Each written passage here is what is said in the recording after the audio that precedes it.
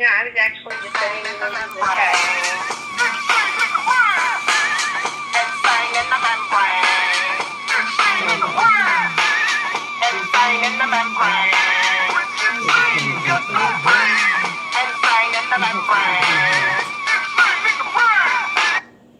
Hello, hello, and welcome to the BB, the Beautiful Bombshells.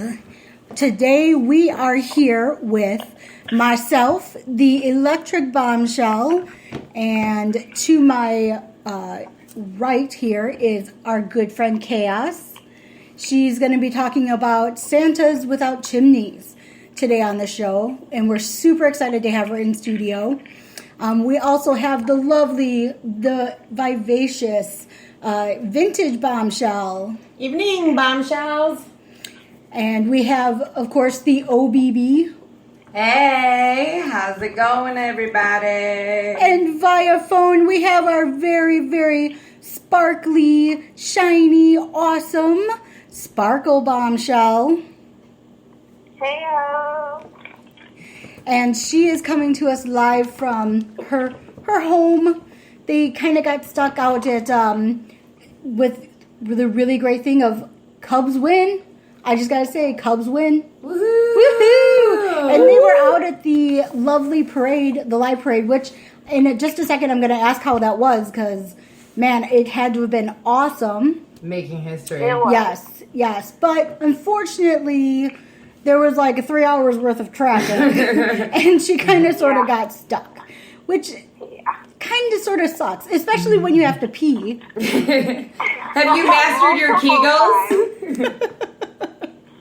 And of course I had to remind her to not think about like the 40-year flood, Noah's Ark. Noah's Ark. You never mentioned any of the bombshells you have to pee, huh, son? Or Sparkle? No. Oh, sorry. You guys are cutting in and out a little bit. Sorry about that. That's okay. So how is everybody doing? Let's start with Son. Let's find out how was the parade, and how was all of that? How was the vibe down there? All of it was great. It turns out there were over 5 million people there today, and they said it was the largest sporting celebration of all time. Wow, that's amazing. No wonder you got stuck in traffic. I'm surprised you didn't get stuck longer. Gathering of all time for for humans all together. That's it's awesome. Really kind of cool. That's awesome. I want to know if there was any goats roasted.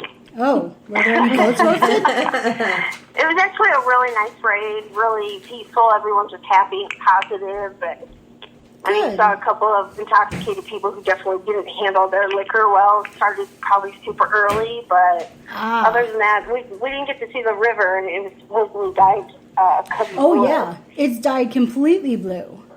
I saw some pictures. It looks pretty good. The water's finally blue in Chicago.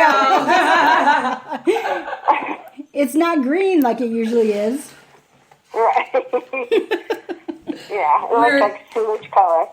Joe asked me, why don't they dye it like black or red, like when the Blackhawks won? And I'm like, well, they didn't dye it red because it looks like blood, and they didn't dye it black because it already is black. It already is.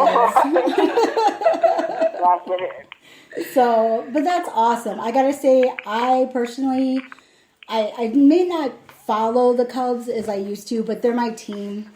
When I was younger, my dad would always take us. We would always go to Wrigley Field, and he would take a half a day of work, and we would meet him downtown. We'd take the train down there, and it was like seriously growing up. And since we're talking about parenting today, it was one of my favorite times to be with my dad. You know, he would take the half a day of work, and we would all meet up at his work, and then we would go to Wrigley. It was great. It was a great time off. Awesome. That sounds great. Yeah. And so Cubs win. I am a Sox fan. This is just because it was a history-changing moment, and my husband wanted me to go. I mean, I've been fighting a migraine for a couple of days, so. But anyway, it was a good time. It was really cool to say that you're a part of it. Well, and by the way, congratulations on getting married. One of us in this bunch has to be. In the same week. I know. Hold on. Hold on. Okay, Sparkle, say that again because we talked over you. Oh, no, that's okay. I just said I got engaged as well as married in the same week. So, But that's cool. You took the leap. You know what I mean? You find the one. You took the leap. You know, a lot of people get engaged and don't ever get married. You know what I mean? Oh, true. True. You know what, though? I mean, if you think about it, a lot of people wait a year or two to get married because they have these big weddings and they want, you know, this fancy ordeal for 20, 30, 40 grand. And for me, that's a down payment on a house. That's a brand new car, you know, and then some. So we really could have taken some time, but we were just kind of like, hey, it's a nice day out. Let's do it. And that's awesome. I mean, OBD was there. I know you ladies couldn't make it because it was a last-minute decision, but we'll have a New Year's Eve celebration, and whoever can make it, and whoever can't, you know, we'll just have a party another time. That's right. Yay! It was beautiful, though. It really was. I think it came together really, really well. It did. It really did, right? It was simple and pretty, and it was beautiful out. It was 70 degrees, and the leaves were blowing around, and everybody was just laughing and enjoying themselves. Yeah, you can't ask for better weather. It was beautiful. That's amazing. Yeah, it was gorgeous. That's awesome. And the spot was so cute. You know how many people have asked me where that was at because they want to go take family pictures there. It was somebody like, hey, where was that spot? I want to take our family pictures, or I want to take my engagement photos there. I'm like, It's in Antioch. It's a park. It's Old Mill something. And they're like, you don't know where it was? And it's kind of like one of those, no, like, I know where it is, bitch, but don't copy. And like, then again, they say, what is that saying? Imitation is the sincerest form of flattery. Yes. So there you go. Right.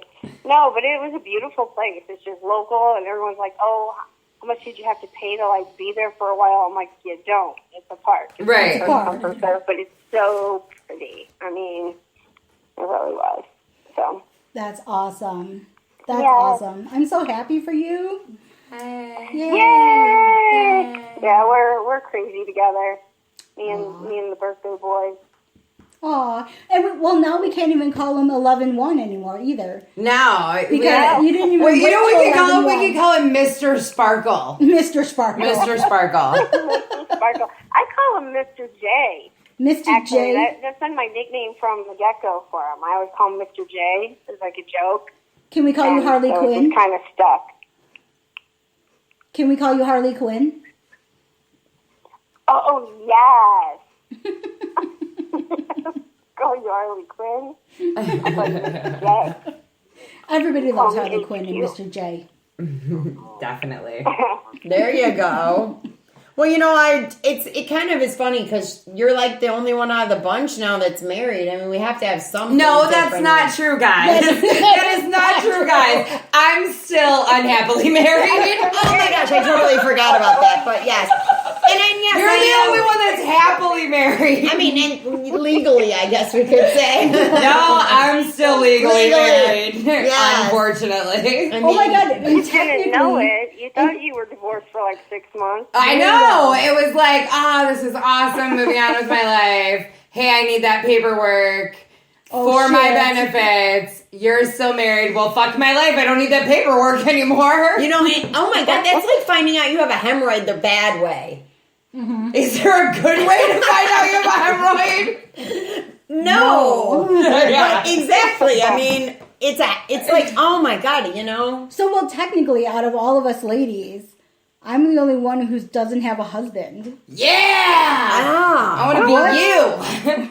What the freaking What the frick, shit? man? What the shit? Yeah. What the shit? And wait. The best part is, she's been with her man longer than all of us combined. together, I know. How long have you been with Jay? Exactly. 3 years. 3 years. And then add on Mr. and Mrs. Sparkle or Mr. J and Harley Yeah, Quinn. what, 11 weeks? And add on whatever I have with Jay. And you still top us all. So proof you don't have to get married. That's right. Yay. That'll be okay. me in 20 years. Like, yeah, we've been together for like 20 years. We're not really here's- worried about it. We're not rushing towards the altar. Here's the thing, too, with that whole deal. He says that he wants to wait until we are debt-free. That never happens. That in never this country. happens. You're going to die before that. Exactly. Exactly. Oh, that, or he's gonna make me my ring. Oh yeah. Oh, you're gonna die before that too. I'm gonna die before that happens. Awesome. Oh yeah. Awesome. On the upside, he does love you more than life itself. Yes, so he does. you know what? Trust me, you don't want that paper. I mean, seriously, I've posted this meme before, and you know, obviously, we all know how I feel about marriage because mine won't ever end. But it says, you know, who was the fucker that said, "I love you so much, let's get the government involved"? Yeah, we were laughing about that. I know. Oh well. Well, still, congrats. It's a good Thank thing. you. Yes, It's a good mazel. thing. Mazel tov. And you know, we'll just party it up when the time is right. Absolutely. We will. All right, so let's check in with Electric. What's going on? What's shaking? What's new? What's good? Let's see here. I had parent-teacher conferences with my son's teacher, and the first thing that she says to me, and she says, "Your son is the kindest child I've ever met." And she's like, "He's so good, and he's so nice, and he's such a helper. You know, if I ever have anything like that needs to be done, I can always ask him first, and he'll be more than happy to do it. He gets right up, and he, you know, goes and gets it done." He's like, Real quick question on this one. When's the last time he did that when you told him to pick up his toys? I just want to... He does. Oh, he does? Oh my God, he's see, such a good boy. I go to parent-teacher conferences, and they're like, "Kylie is so sweet and so lovable and so adorable and so you're agreeable." wondering where the body And I'm snatchers came in. I'm like, "Bitch, what are you smoking? Like, have you met the child that has permanent resting bitch face?" Like, I don't know about No, but this. what How was- much did she pay you? what was Kylie's response to that, though? Didn't she have a reason? Oh, she did. Like, I'm like, really? Well, that's awesome. And we walk out, and I'm like, so why is it that you're such an angel here and not quite at home? And she goes, I use all my good energy for school. I just don't have any left. And I look at her dead in the eye, and I'm like, well, what was the excuse before you started school? I didn't have a need for good energy. Well, I'll just sit down and shut up now. She's like, wow. Okay. Wow. All right, No, so, but- it was good. So it was really good, and you know, she was like, you know, he's friends with everybody. Everybody knows him. You know, he's just such a good friend to all the other kids. And, Aw, that's awesome. You know, and you know that the bad part is I'm kind of glad. I mean, he gets great grades too, and he does really well in school. But I have to say that I'm prouder that he's a good person and good to people, rather than getting really good grades. I think that I would be okay with him getting average grades as long as he was still a good person. Is that? I think that's kind of crazy. No, I don't at all. As a matter of fact, I was reading this article about Japanese schools and how the first 3 years that they're in school, technically 4 because of kindergarten kind of thing, they do not take tests. They don't measure how much they learn. What they do is they base the first, 3-4 years, whatever you want to call it, on mannerisms and, getting to understand things and learning to work well with others and all this. So they literally go to school for these 3.5, I think kindergarten's like a half year there for some reason. But they go to school for 3.5 years and basically learn how to be good people, and then they start testing them and seeing how much they learn. I thought that was so cool. So no, I don't think that's strange at all. And but the other thing too with a lot of Oriental schools and things like that is they actually don't have like 3 months of like summer vacation. They have like 3 weeks. Right, but they have like 3 weeks a bunch of different times. Yes, yes. And you know what? I really think that's a smarter thing because, I mean, I don't know how far you guys have gone in school. I mean, obviously, saying you've got some years in Sun Sparkle, so do you. But I mean, my kids basically, it's like, by the end of the year they're ahead. By the time they begin the next year, oh yeah, you know what I mean. They're just a little bit behind. I mean, they catch up real quick. Yeah. But I mean, Madison has the hardest time learning. Like she just does, and with her, like with that first quarter, like report card or whatever, is always like she's getting back on track every single year ever since she's been in school. And we really work with her over the summer because, but I mean, they forget this shit for 2.5, 3 months, and then it's back to Yeah, and then it's back to the grind. So, which it's kind of sad that that's the way it is. But, so we had the parent-teacher conferences, and I was really proud of him, and he's just such a sweet kid. Aww. And, I probably sound like every mother whose kid's like a complete brat, but they're, but then they're like, oh, my kid is great, and everybody else is like, yeah, right, your kid sucks ass. No, your kid really is. He is a good kid. There is no question about it, and she's got him to the point where he knows not to push buttons. Sometimes. I would say most of the time. Like, literally, the minute he walks in and he'll ask me, can I have something to drink? And I'll be like, yeah, sure. And she looks at me, she goes, we didn't hear that. And he'll look at her and I'll go, can I have something to drink, please? And like my kids, if they walk in, they're like, give me something to drink. And no, but your kids need to be slapped. And I'm not gonna sugarcoat this to be nice. No, you're right. It's so true. And if I go, excuse me, they go, fuck you. I mean, seriously. Yeah, again, throat punch sounds like a great alternative to that answer. But here's the funny thing, though, Sin, is that when they say that stuff to me, and I say, what? They'll actually they'll pick it up. Then they'll be like, oh, please, can I have? Uh-huh. And I'm like, okay, yes. Just not to me. Yeah, just not to you. I don't get it. I don't get it either. But anyway, so that was the highlight of my week. That's awesome. But the really sad thing is the other day he asked me. He has what he calls his dream blanket. Mm-hmm. It's a blanket that he sleeps with when he's at my house, and he asked. He goes, Mom, can I take my dream blanket to Dad's? I was like, sure. I'm like, why? What's going on? He's like, I'm just having some nightmares and, all that kind of stuff. He's like, I had a nightmare the other day. And I was like, well, what did you dream? And I'm like, what was your nightmare about? And he said, I dreamt that I couldn't see you anymore. Oh. And literally, it broke my heart. I was like, I can't believe that you just said See, my kids would call that like the dream of all dreams. That's like party moment. That sounds no, like Kylie. He's like, I had a really bad nightmare that I couldn't see you anymore. And he's like, and I don't want to have those nightmares. So can I take my dream blanket to my dad's house? I'm like, oh. That's like, sweet. No, kiddo. I'm like, yeah, you can take it there. I'm like, maybe your dad can buy you your own dream blanket for his house. So, but yeah. So that was but that's the thing. That's those sweet moments. You know what I mean? Yeah. I agree. Oh, I don't have those here. Oh, I'm sure. I really don't have anything I can add to that. You do. So okay, so let's just talk about your week then.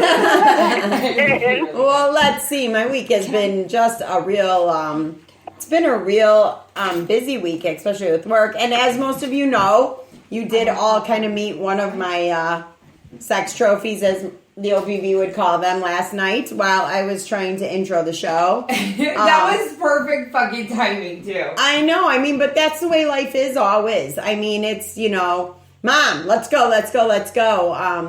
But, it's funny because you see him in that capacity, and that truly is, my little man, the way we saw him last night. But it's funny, it's just like Shay, or like OBB says, Mari says that she goes to school and they rave about how wonderful and sweet the kids are. And I get that too. And I'm kind of like, I don't know who you're talking about. It's like, I don't even know what kid you're talking about because that's not my kid. I don't know. Yeah, I think they give him something in the water when he gets to school or something, considering he came home from school today and got in trouble and got a yellow slip because he was in a bathroom stall with another kid when he wasn't supposed to be. So mine are troublemakers. It's, what do you do? It's like I said to you, son, you got to take the good with the bad. Right. Right. What do you do? It's just how it is. But, I know for the most part that when my kids leave here, at least I've taught them enough that they'll go somewhere else and they will have those manners. Right. I know. And really and truly in parenting, I know we tend to get the shit end of the stick a lot of times, but at least in that aspect, you can go out and be like, that no one knows what a creep they are at home. You know what I mean? Exactly. So, other than that, life is not bad. I can't complain, that's for sure. How about you? But who's gonna fucking listen? No one's gonna listen. No one's gonna listen at all. How about you, Sparkle? I'm not listening. Just kidding. That was awesome. I'm sorry. I was totally listening, but I was listening to everyone else's opinion. Nice. So how's your week been, Sparkle?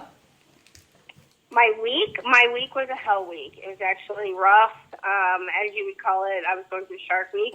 So I had a couple of days I was not the nicest, sparkly of people.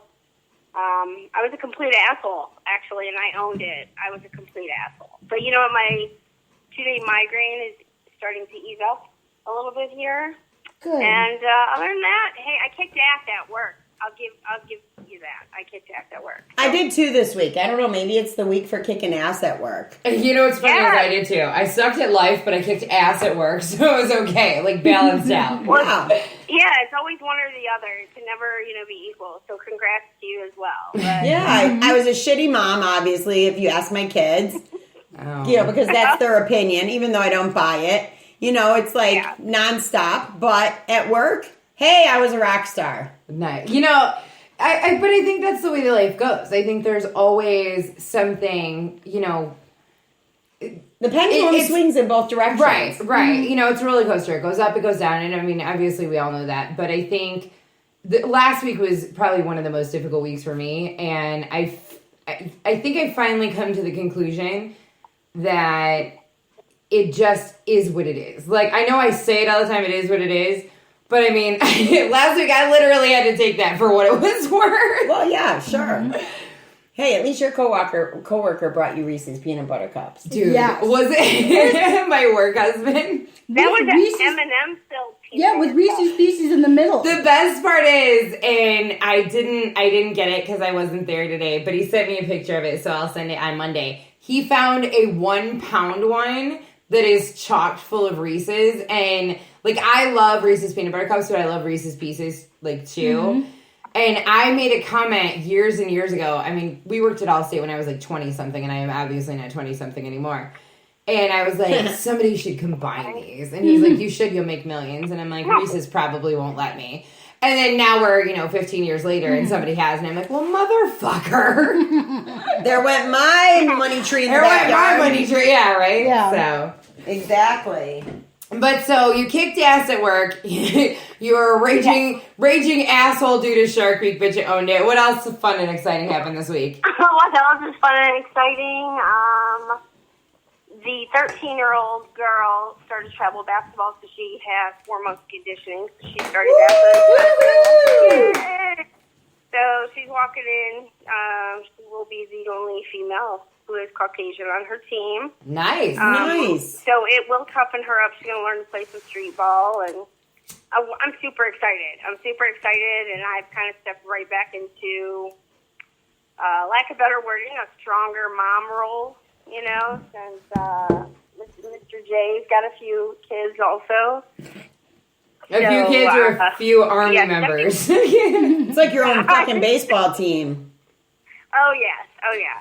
They're definitely Just there. remember, So, son, everything is cheaper by the dozen. yeah,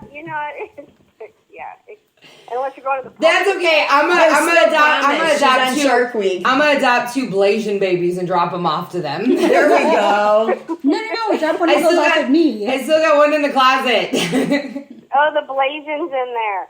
Yes. The black Asian baby. No, Nobody no. wanted. I've got the Blasian. All right, I want a Blasian I'm gonna have baby. to find Blasian triplets. I want a Blasian baby. The baker's dozen, 13. I always wanted a black baby. I don't know why. Like, I used to work in a daycare center when I was a teenager, and there was this little kid named Orande, and I babysat him, and I would nanny for him on the weekends, and I would tell Phil all the time, like, I want a little black baby, and he'd be like looking at me like he realized I can't give you a black baby. Nah, boo, you whiter than white. I got that. I.e., I'm gonna have to cheat. It's I kind don't of like know. when women have the type of hair and they want the kind of hair the other girl has. Like, Yes. you have curly hair, vice versa. You wanted the tan type. Yes. See, I That's what it totally was. want. I want a brown baby. Well, actually, technically, I just want to have another baby. Period. So. Right. I will right. donate That's- my uterus to you. Like Yeah, I'll I just still- rip it out right now and hand it over. I still I'm have- out there anyway. Yeah. I still have my uterus, so I could I still will technically have my own donate Do you want my mine to eggs? someone in No, I need. could technically have my own kids. I don't need Cinnamon, your why help. are you not impregnating her? I don't know. Because spit doesn't make babies. No, Oh, no, need not anatomy that kind lessons. of not that kind of spit. But if you know, and sorry, that's it. All right, well, That's boudoir. Yeah, So- exactly. Who else has to catch up? Who else? Chaos. What Let's have catch you up with been- chaos. Let's What's hear up about with chaos these days? What have you been up to, chaos? This is where you talk. Yes. This is where I talk. This is where Yeah. you talk. Yeah, this Usually is. I'm good at that too. Yeah. No. Let's I wanna see. hear I about what went you to did. Standing Rock and stood with the tribes against the water line, The pipeline. pipeline. Woo! Totaled my car on the way back, and then Okay, went that's to work. not a woohoo moment. Yes. Yeah, that's not a wahoo moment. Well, glad to see that you look okay. You totaled the car, but you look okay. Are you Yeah. okay? I'm the never DR1. okay, but it's, Yeah. yeah. Well, are you as good as can be expected? I guess is my question. Yes. But Standing Rock was awesome. So tell us a little bit about it. Well, it's kind of hard since I already told you guys. Well, just tell, But not But everybody. tell knows. everybody about Yes, it. we want to hear all about Let's it. see. My union is LIUNA, and LIUNA, the organization, is for the pipeline, and my union voted to be against the pipeline and sent me there to stand with the indigenous tribes. That is so cool. And I went For them there. to step up, that is super fucking cool. Well, originally I thought that it was going to be a bunch of other locals, and when I got there, no, it was individual people in other unions, so I was really the only Union representative. union ambassador. So my little union is taking a huge risk, but we're stepping up, and we're hoping other unions will follow suit. And MTI actually might follow suit. Madison awesome. Teachers Incorporated. That's awesome. Yeah, they don't like to be outdone by our little union. Good. You know what? Hey. You know what though? That little bit of that camaraderie though just strengthens everything for it. I mean, that's exactly what it does. You know, and honestly, me, because Chaos is my friend, or my wife, I guess I could call you my little It's quote my unquote wife. It's now. Sorry. You know, I know her personally, and she's such a humanitarian on top of it all. And I try to be as much of a humanitarian as I can be. I hate people. Hence, Mari is not a humanitarian. Bullshit. You are. But Chaos really embodies that humanity in life that is missing in so many aspects. And whether it's the pipeline in Standing Rock, or whether it's the homeless, or Santa's without Santa's chimneys. without chimneys, there's no stopping with her. That's awesome. And so I'm really not surprised. And that was just one thing we were talking about earlier, was that she was trying to rally up emails to go to the union saying thank you for doing this. And you know, in my email, I said there isn't a better person who embodies everything about what she stands for and so badly wants to protect and fight. Yeah. It's just her way of life. That's awesome. It So really if any is. of your people actually want to go to Standing Rock, we set up a union camp. Now, you don't have to be a part of a union. You don't have to agree with unions. Because there's people that don't, and I understand why. But it's a Wisconsin camp, more or less. Oh, And That's awesome. what I did was I hooked up with some Wisconsin tribes because the kitchens have all separated. So the big kitchen is not sharing with the little kitchens, and the kitchen I hooked up with are from Minnesota, Wisconsin, and Michigan. They're the Menominee Nation, and they share with everybody. That's awesome. So when you go, just ask for the Union Camp or the Wisconsin tribes, and they'll send you there. Give your supplies to them, and we worked it out. We'll be a supply line, and they'll take care of our people. They'll do all the cooking and whatnot. And Cool. and work out really well. And Sin's going to send me over that stuff because I've got a friend going down there. So I'm going to send, then we'll post it on the BB page too. Sin, can you handle that? Absolutely. Awesome. Cool. Now, is there a link? Can you make donations or? I will have a link up to send to this particular kitchen, yeah. Okay. What great. a lot of people don't realize is that when you send money to the Standing Rock tribe, they're not getting Lakota. to where, It's not. They're not sharing. Yeah, we don't want to go into the politics of it. We'll just say it's not getting to where it should they're go. at least holding together enough to stop the pipeline. Yeah. And so once you get to that spot, you can become part of the Black Snake Killers Local 1.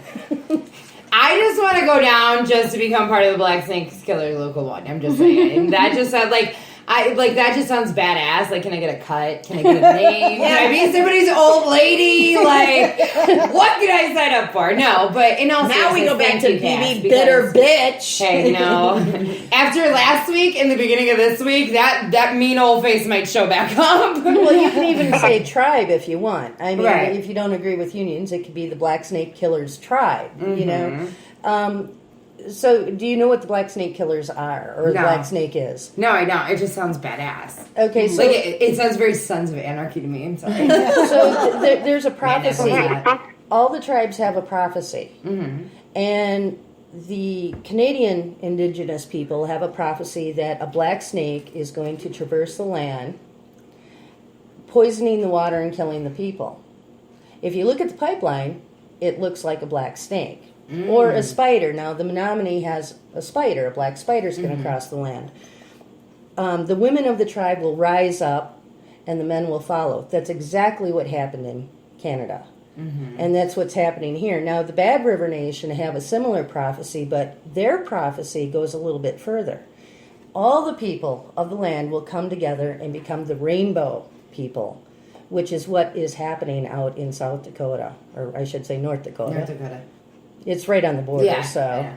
But yeah, I mean, you go out there, you're going to find there's actually some Mongols out there. There's some Aboriginals out there. You know, people of every race are there.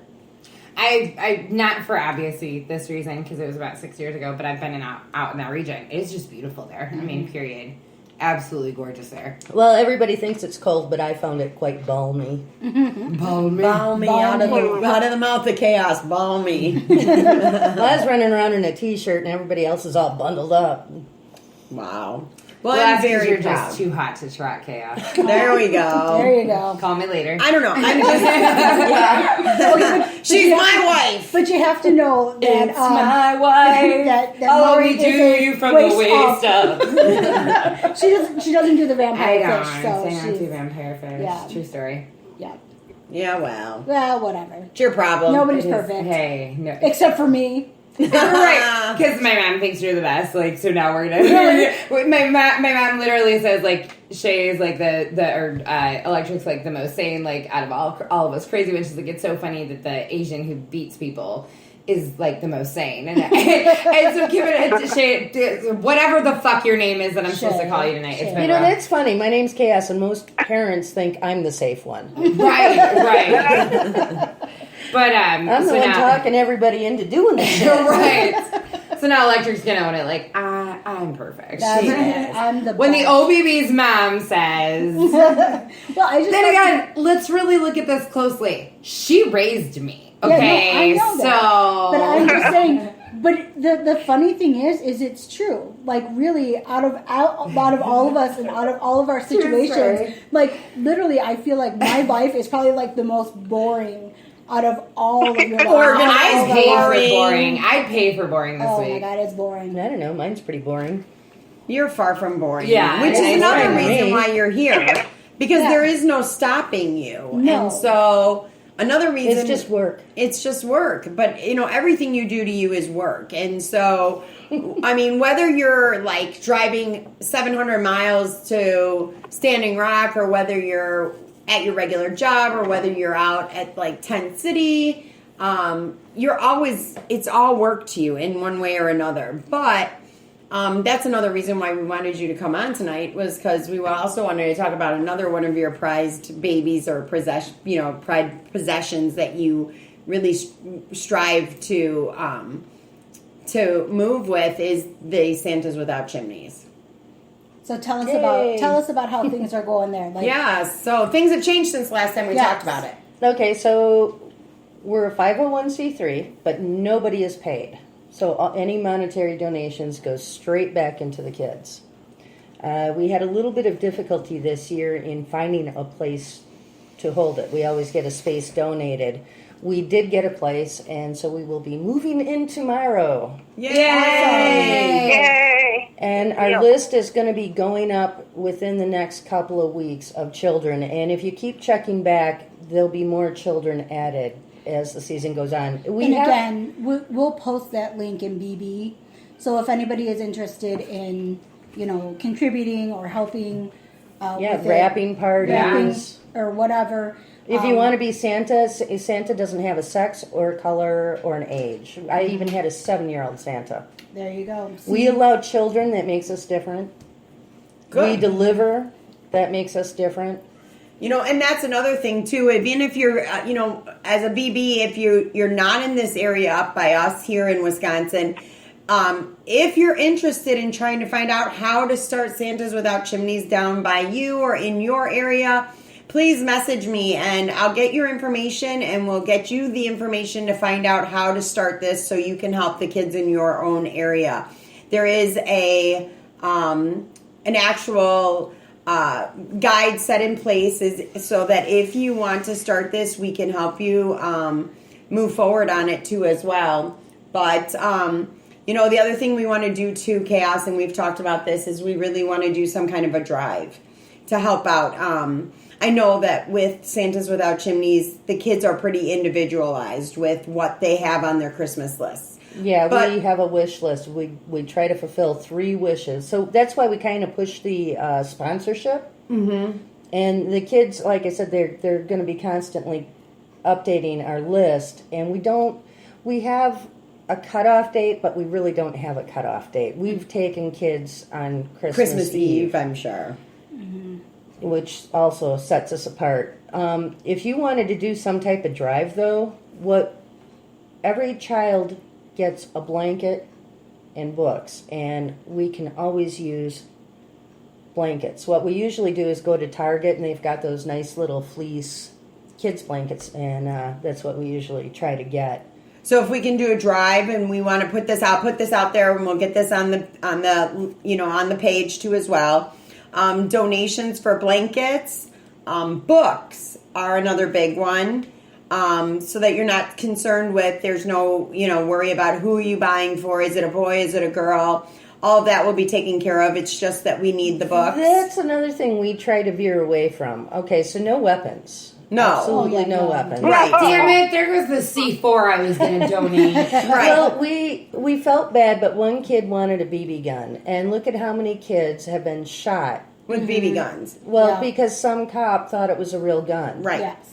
So, Hey, I shot myself with a BB gun once. well, That's not surprising, son. So not I surprising. used to shoot my brothers. Right.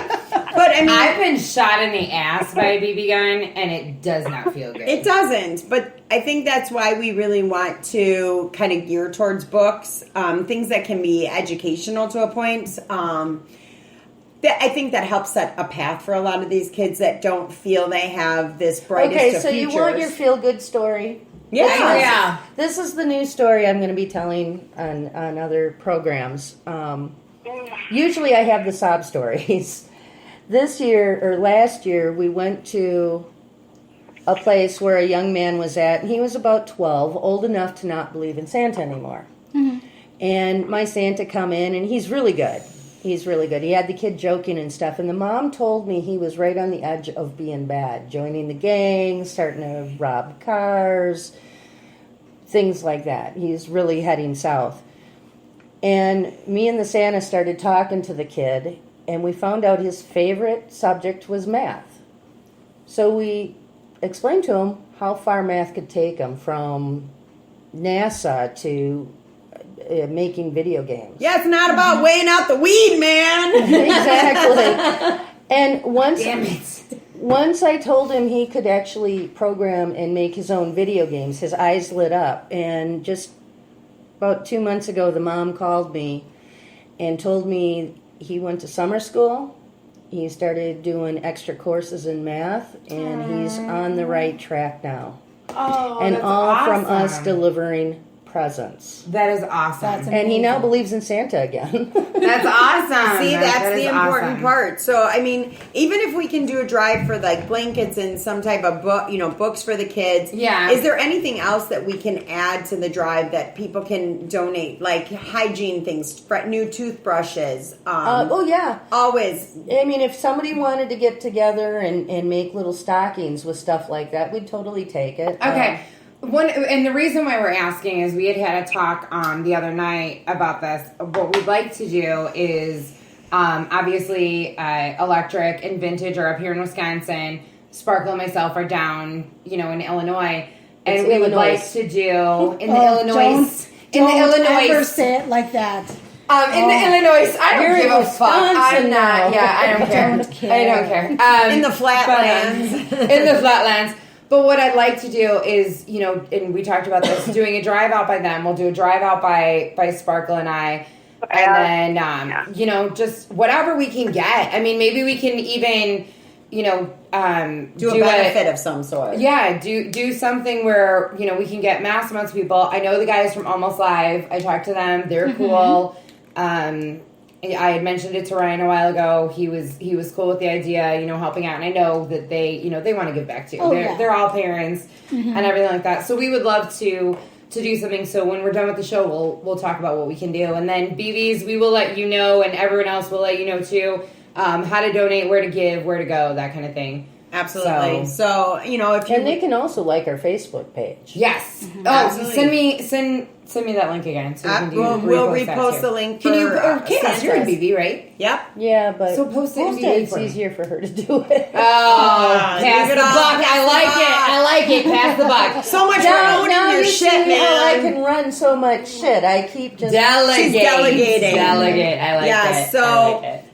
just to keep it in mind, Well, if you're my BBs wife, you're just going to have to keep up. There you I go. know. We'll just have to keep we'll keep up and post on there as to things that we'd like to see. And not so much. It's not even so much about money. It's if you can do a donation in the form of a gift card or those small hygiene products or books or blankets. We'll take them. So we're glad to have you back and talk about that as well.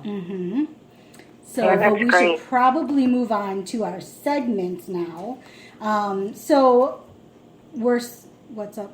Oh no. Oh no, yeah, okay. no, you're fine. So Go. so today, I believe Sun was gonna introduce the segments. Yes, and I don't have it in front of me.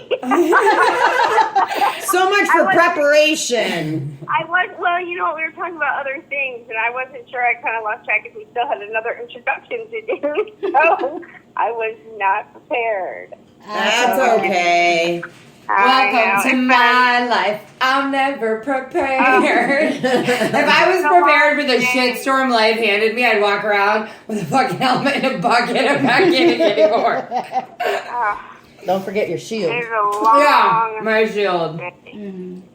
So All right. Well, you guys got to give me a minute. It's fine. should we it's fine. clue you in there? We got Sparkle? it. Here we go. All right. So, drink of the week was you. Can you? It was me, but I didn't show up there. Well, it's okay. But can you throw out a drink of the week? Can I what? Throw one out there. Oh. Come so on. The glitter drink. The glitter drink was supposed to be Malibu with Sprite, slices of pineapples, cherries, and a vanilla vodka. Ooh, that sounds good. awesome. And That what sounds was amazing. what was that called again? We will have to. I called it the glitter because it's kind of like sparkle. Aw, I like it. I like it. I'm not even a drinker. We'll have to do that next time. We'll do it next time for sure. I'm really Awesome. excited. I have a whole list of new recipes. Yeah, Awesome. nice. All right, and then who had inspiration of the week? Shay All did. right, did. Shay, lay it on me. Well, and the funny thing is It's on your phone. It's on my phone. You can grab it off your phone. Improv. and we're using my phone. You can grab it off your phone. That's okay. Well, pretty much I think just the inspiration is don't be a twat waffle. I think we've gone with that one a few times. Yeah, I'm just gonna reiterate that one. How about a bitch biscuit? You know what I mean? Let's just change the words up a little. Don't, here's the thing. So many times in life, I feel like people talk about, so-and-so wasn't, we had a BB who was just talking about, so-and-so wasn't there for me. I was just in the hospital for however long. I have all these friends on Facebook. Nobody really contacted me. Nobody reached out. But, some people did, and her boyfriend is there supporting her. And sometimes I just want to say, like, hey, I know it's really easy to get caught up in the things that people aren't doing for you. So-and-so isn't supporting you on this. So-and-so wasn't there for that. But, you really have to be thankful for the people who are there. Absolutely. And you have to go out of your way, because even though I know that these other people let you down, these other people, you feel like they're not there to support you. But really make sure that the people who are there for you know how much you appreciate it. Because a lot of times you're so focused on what people aren't providing for you, and you're not really noticing the things that people are providing for you. And, the people who are there. So make sure you take that time in your day, in your life, and make sure that those people really understand how much you appreciate them. So, and I gotta say, like, my ladies here, it's between Vintage and Sun and OBB, you guys are all there for me. Whenever I need somebody, you're always there. Yeah. So thank you, and, love you guys completely. We love you too. So, and the other my thing, little Asian princess. Yeah, my Peter Pan friend. My Peter Pan friend. And the other thing too is just don't dismiss the ones that are around you. I don't want to say that way. You know what? I think you're on track though, because I know what post you're talking about, and I said the same thing. I said, right. It sucks when you think someone's going to be there and they're not. It does, right. Absolutely. But do not discredit the people that showed up.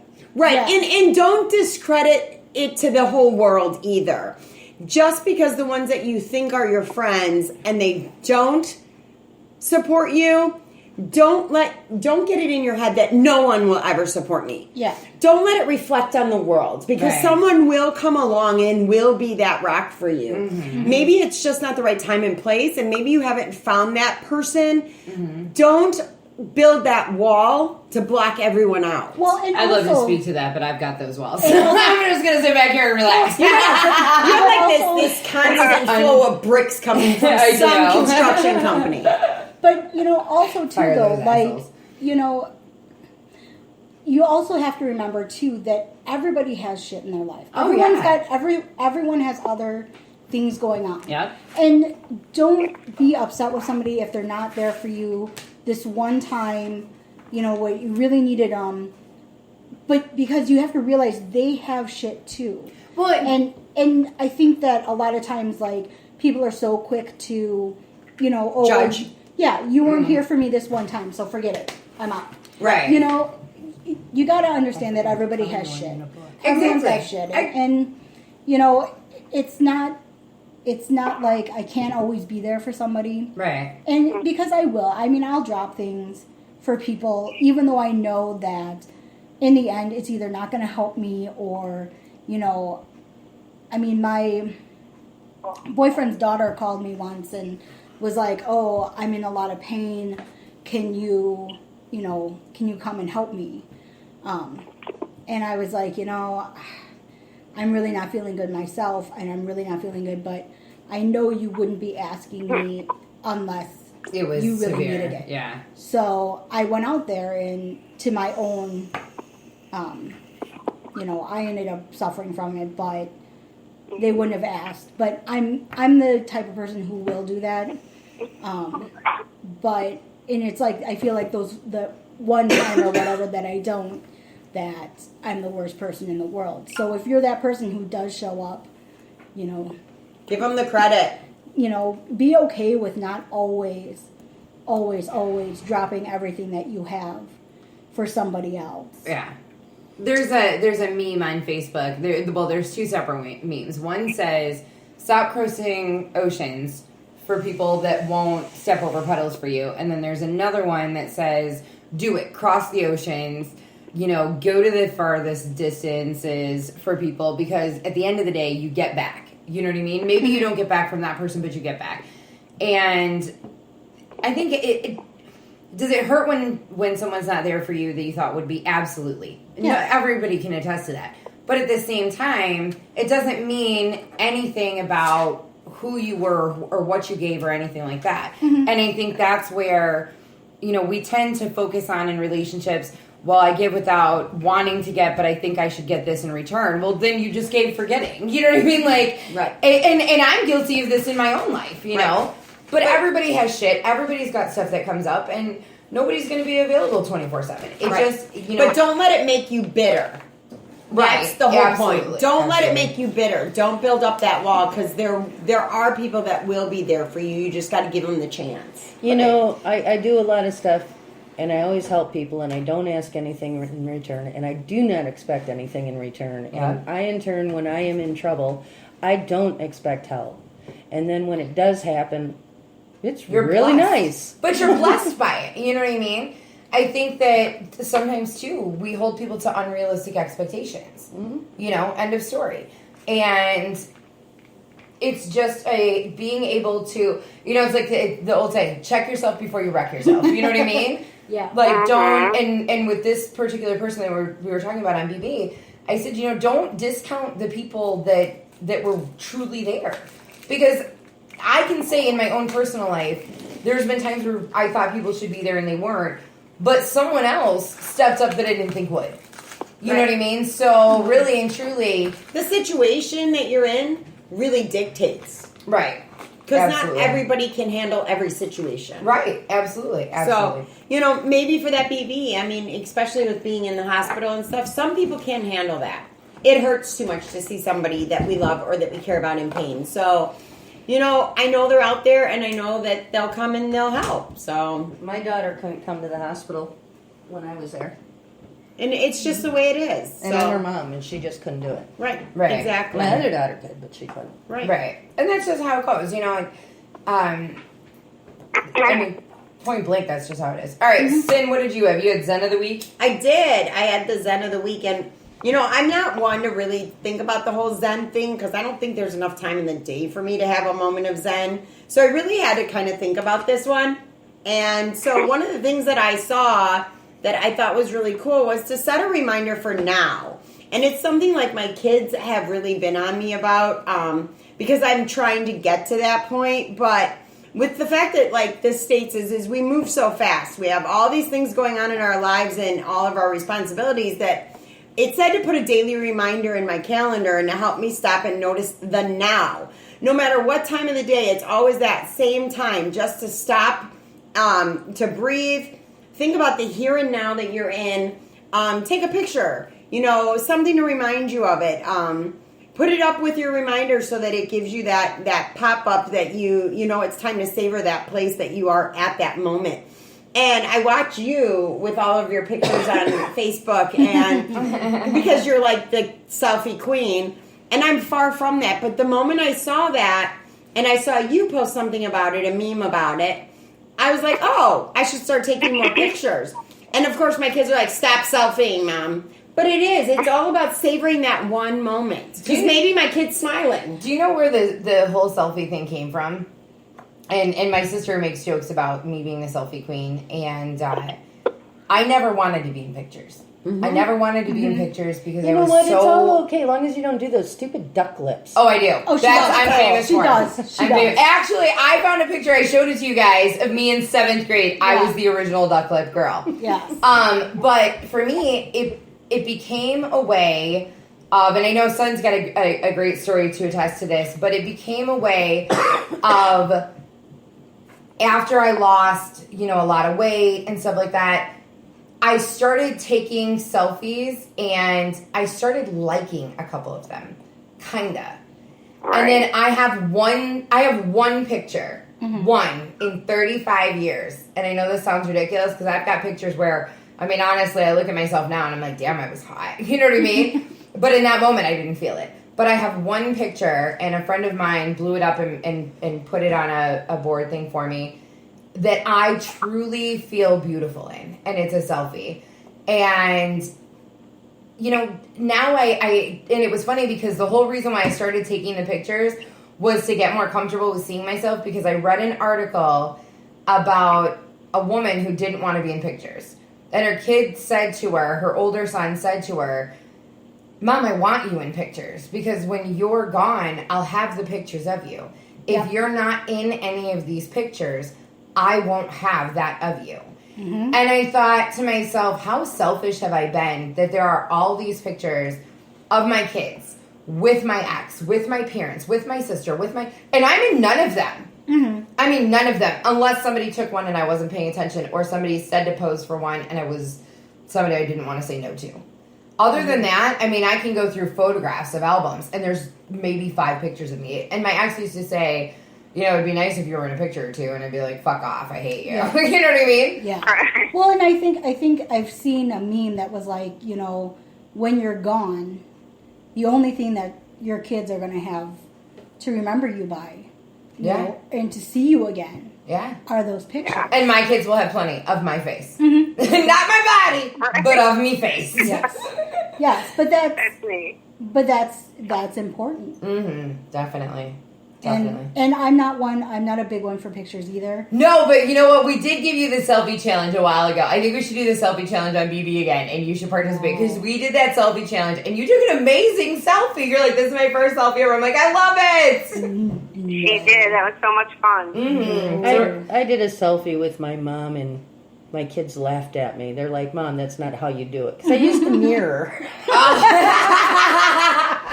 I try to take selfies with Mom all the time, and you see them, and she's just like rolling her eyes, like, why is this my child? I think the hospital messed up. We actually made a joke that we were going to try to like have her on for like a parent show, and she said she would go ahead and claim Sparkle, but she wasn't too sure about actually admitting on live air that she was my mother, and I was like, F off. You're not invited anymore. She's going to disown me soon. I haven't seen her in forever. I know. Don't worry, she complains about it. She complains about all of it. Like, she's like, why can't you do the show down here this week? I bought wine. I'm like, you're gonna drink it anyway. Like, really? You're out. But all right, so we got to move on because I want to actually get to the show, and we're like already halfway through recording. So I had Hero this week, and I am a true believer in you need to be your own hero. And I posted this. I really encourage you to watch this Lisa Nichols video I put up. It really just helped me out of a dark place at the beginning of this week. But she said, she was once quoted as saying, I am my own rescue. No one else is. And when they asked her what that meant to her, she said it means she has everything she needs inside of her to get back up and be successful. The only trick is she has to believe it. And to me, that was so empowering, especially at the time and at the place I was in.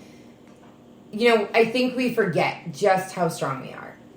When life knocks you down, when things really, really get you down. And a lot of times we look for, you know, whether it be intentionally or unintentionally, we look for someone else to come help us.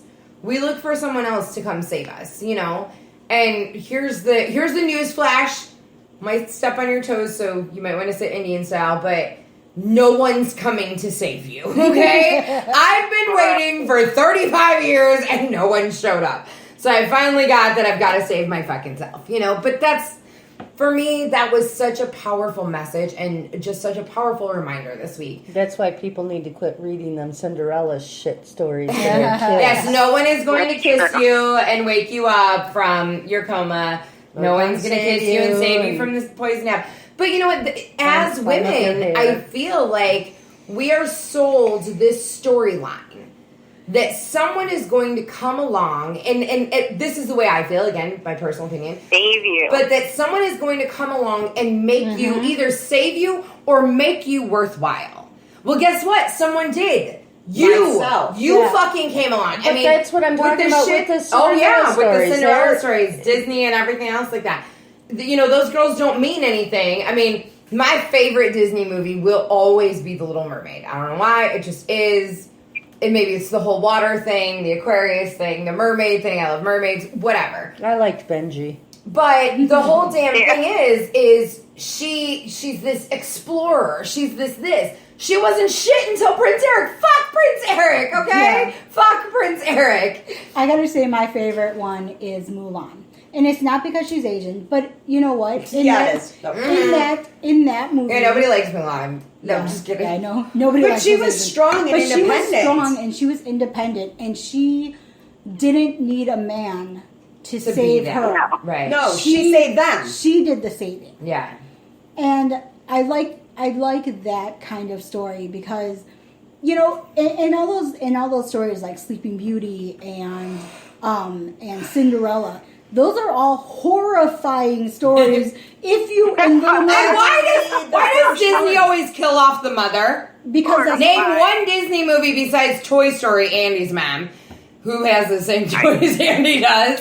Mulan. Name one Mulan. story. Her mother wasn't alive. her mother is alive. I thought her mother was dead. No, her mother is alive. Both of her parents are alive. She goes to war. Now she's going to go watch it to make She's I sure. am Yeah. because I feel She like is- you're lying to me. She's. Here, I'm you not need lying. Netflix. No I was parents. about to Google it. No parents died in Mulan. No, they don't. Aha. Wow. You know what? I have it. Mulan wasn't my favorite. I'm not gonna lie. Yeah. I loved can't it. voice an opinion because I don't watch any of it. I don't have time. I've Right. got kids. All right, so Right, let's that go. grandchildren. Since we brought up kids and kids Yes. movies, let's go ahead and go into it. So our show today is named "The Good, the Bad, the Ugly, and the Funny." Yeah. So let's go ahead and I asked everybody to, or we asked everybody. I gotta say, stop with this eye shit. Anyway, deal was we were all gonna come up with a good story, and so who wants to start? Oh, well, a good story, as in like something that's great that's happened, or something that's funny. Something that's good. The funny part would be saved for the funny part. Yes. I mean, I'm just throwing it out there. All right, Emma Blonde, what do you want? Yeah. Not much. We have very low expectations for you. Sorry, you gave me an in. I did. I totally gave you an. And I like fucking opened the door and put a welcome mat out for that. Pretty much both doors. Anyway, I don't want so the good. something good about being a parent. Something good about being a parent.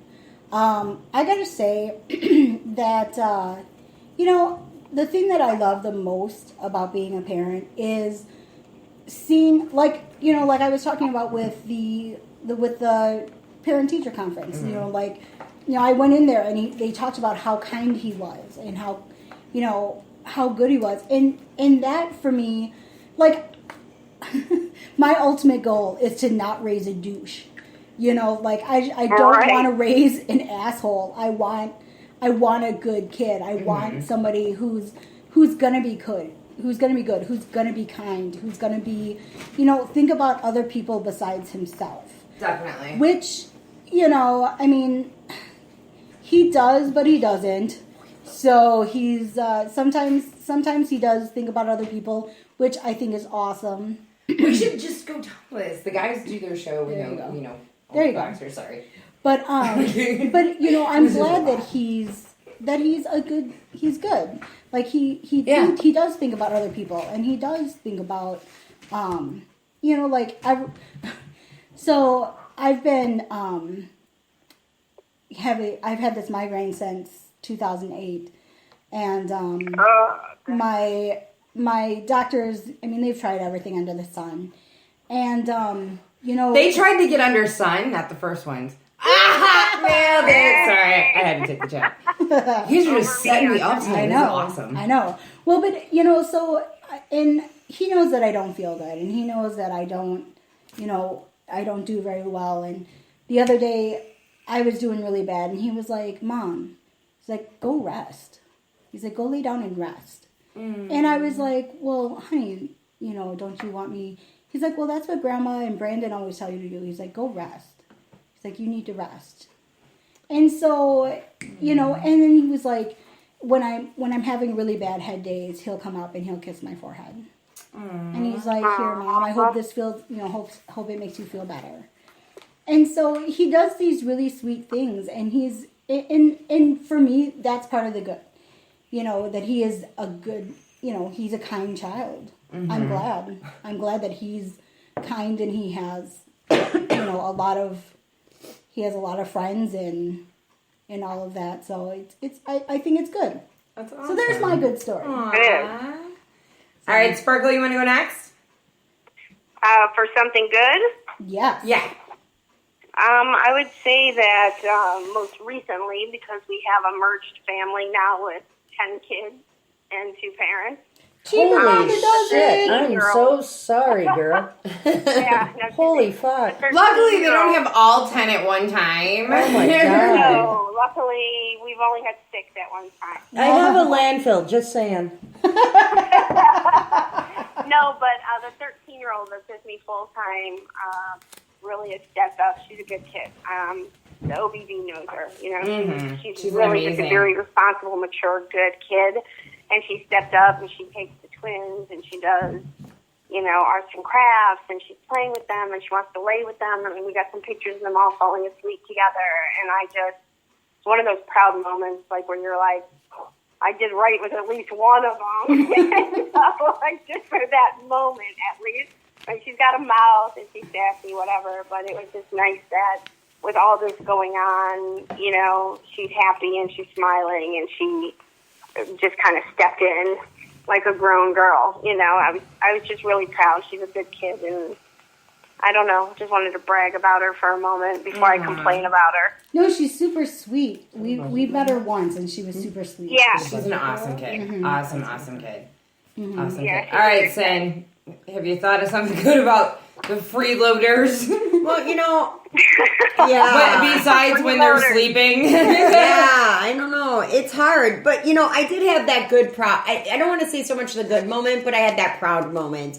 One of my freeloaders, the oldest of the bunch that's still here, had a tough summer.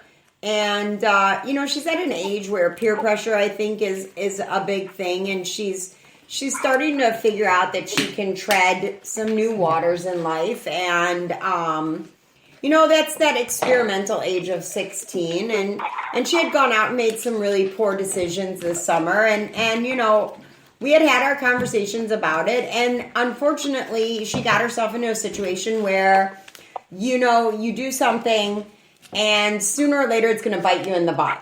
Mm-hmm. And now, she plays on a WIAA hockey team, and there's a lot of strict rules that have to be done, and for some reason, I think just the fact of knowing about how I feel with this, own your shit, and trying to teach her the purpose behind accountability and being responsible, I think it kind of just all of a sudden kind of laid its roots with her. And for some reason, this freeloader walked into school and literally owned her shit. I mean, literally, she walked in and said, I screwed up. I made some mistakes. I made some bad choices. This is what I did. I'm ready to be punished for it. And for me, I said, well, you don't have to tell him everything. She said, Mom, I told him everything because it was the right thing to do. Nice. And, for me, that was a proud moment because that's not her normal demeanor. She is one of those kids that it's all about her. And for once that she literally wasn't quite so much thinking about herself in the positive way. Yeah. And that was a big thing for me. And unfortunately, in the end, she's being punished, and I think it's an unjust punishment to this point, but she owned it. And even with the options of being able to do things to lessen the punishment, she said, no, I'm not doing it. I'm going to take the full punishment, and that's what I'm going to do. And so that really made me proud because it was a really unexpected moment from her. But that, not only does it make you proud of her, but I mean, in all honesty, maybe I'm wrong here, but I'm going to give you props because obviously what you're teaching is at some point in time sinking in. You know what I mean? And here's the worst part. There are parents that teach and preach and teach and walk by it, and still it doesn't sink in. So I mean, honestly, not only go her, but go you. Thank you. Mm-hmm. So yeah. Good job, Sin. Woo! Thank you. Woo! Thank you. So, anything for you, Miss OBB? Yeah, I think that if you'd asked me 3 or 4 years ago, when I was with them full time and there was no help and I was exhausted, I've been like, I love it when they're sleeping. Like, in all honesty, I don't have bad kids. I've got 3 of the fucking greatest kids. I mean, I know I'm their mom, so obviously I have to say that. But they can be real shitheads. Like, Joe and I went to Walmart the other day, and I literally, looked at him, and I'm like, okay, you know how I joke around about giving you back to your real mother? And he's like, yeah. And I'm like, I'm about to go drop you off at your father's house. Like, you can go live with him. And he's like, no, I don't want to. Kai does. And I'm like, yeah, well, it's about to be both of you.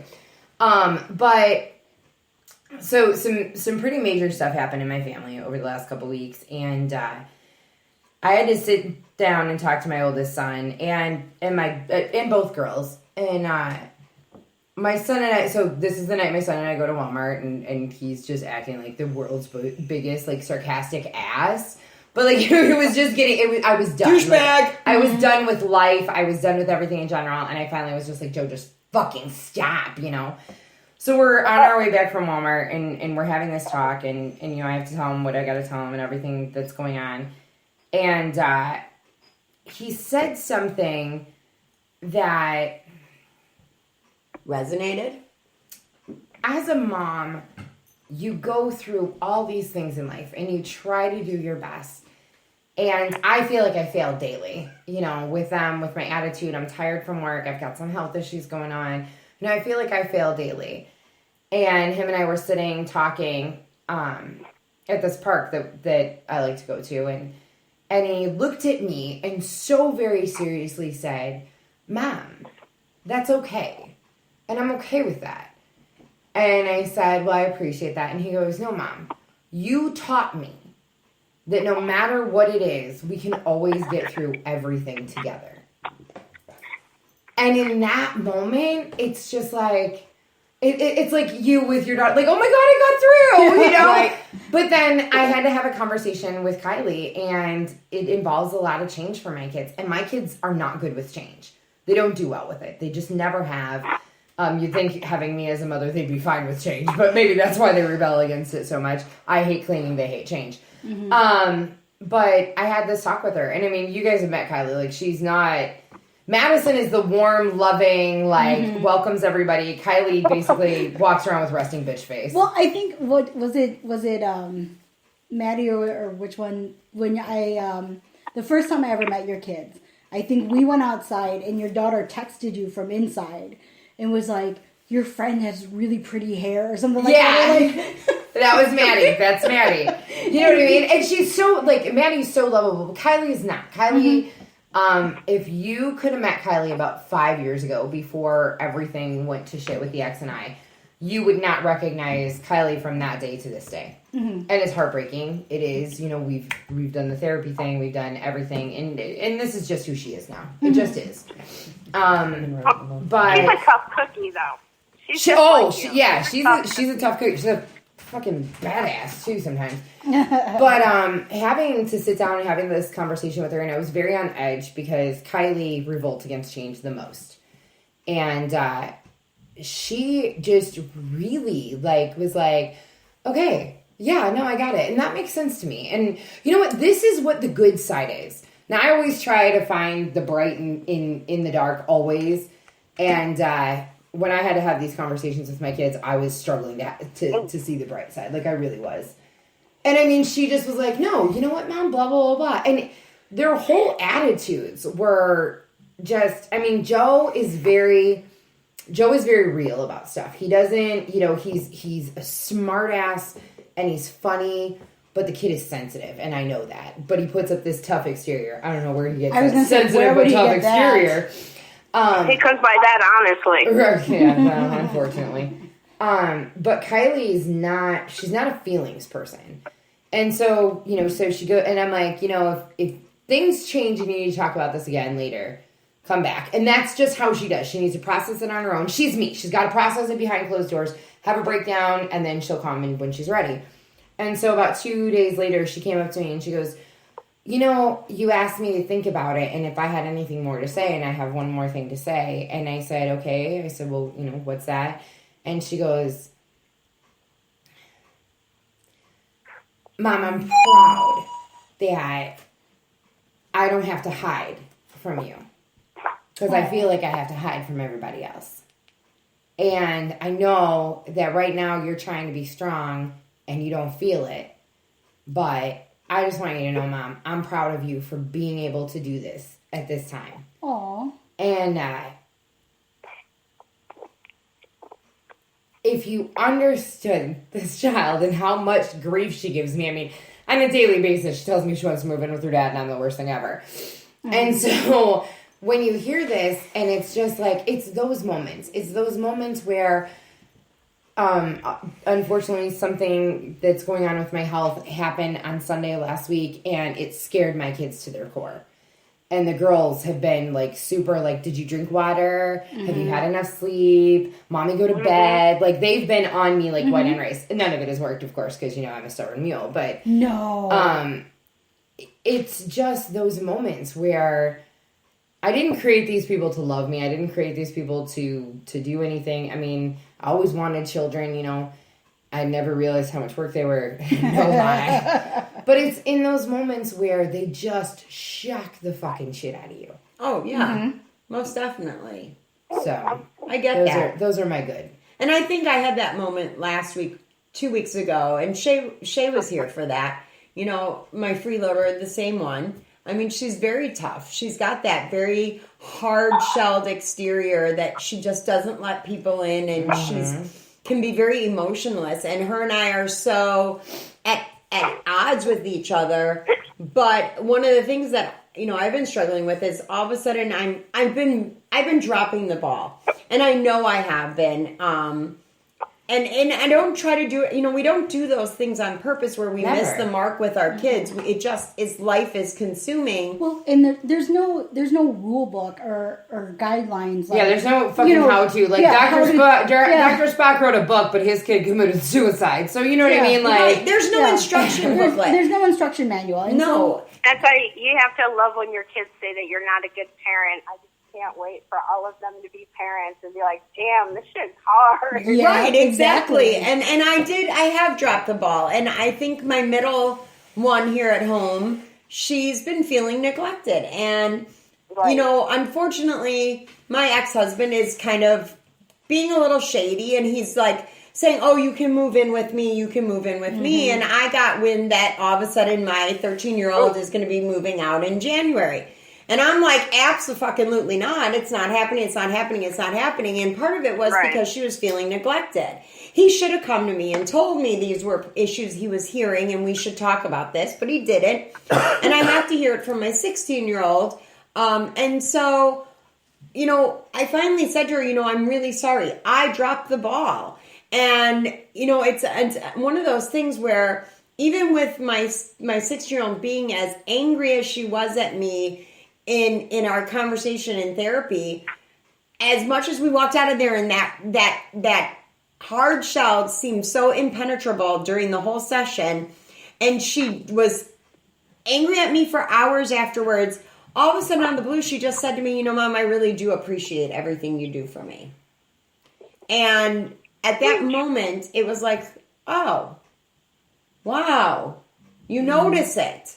Because sometimes I don't feel like you notice it at all. And that's really frustrating. And then to sit down with my 13-year-old today and for her to say, I don't want to move. And that was the other thing. My 16-year-old said, Dad asked me to move in with him.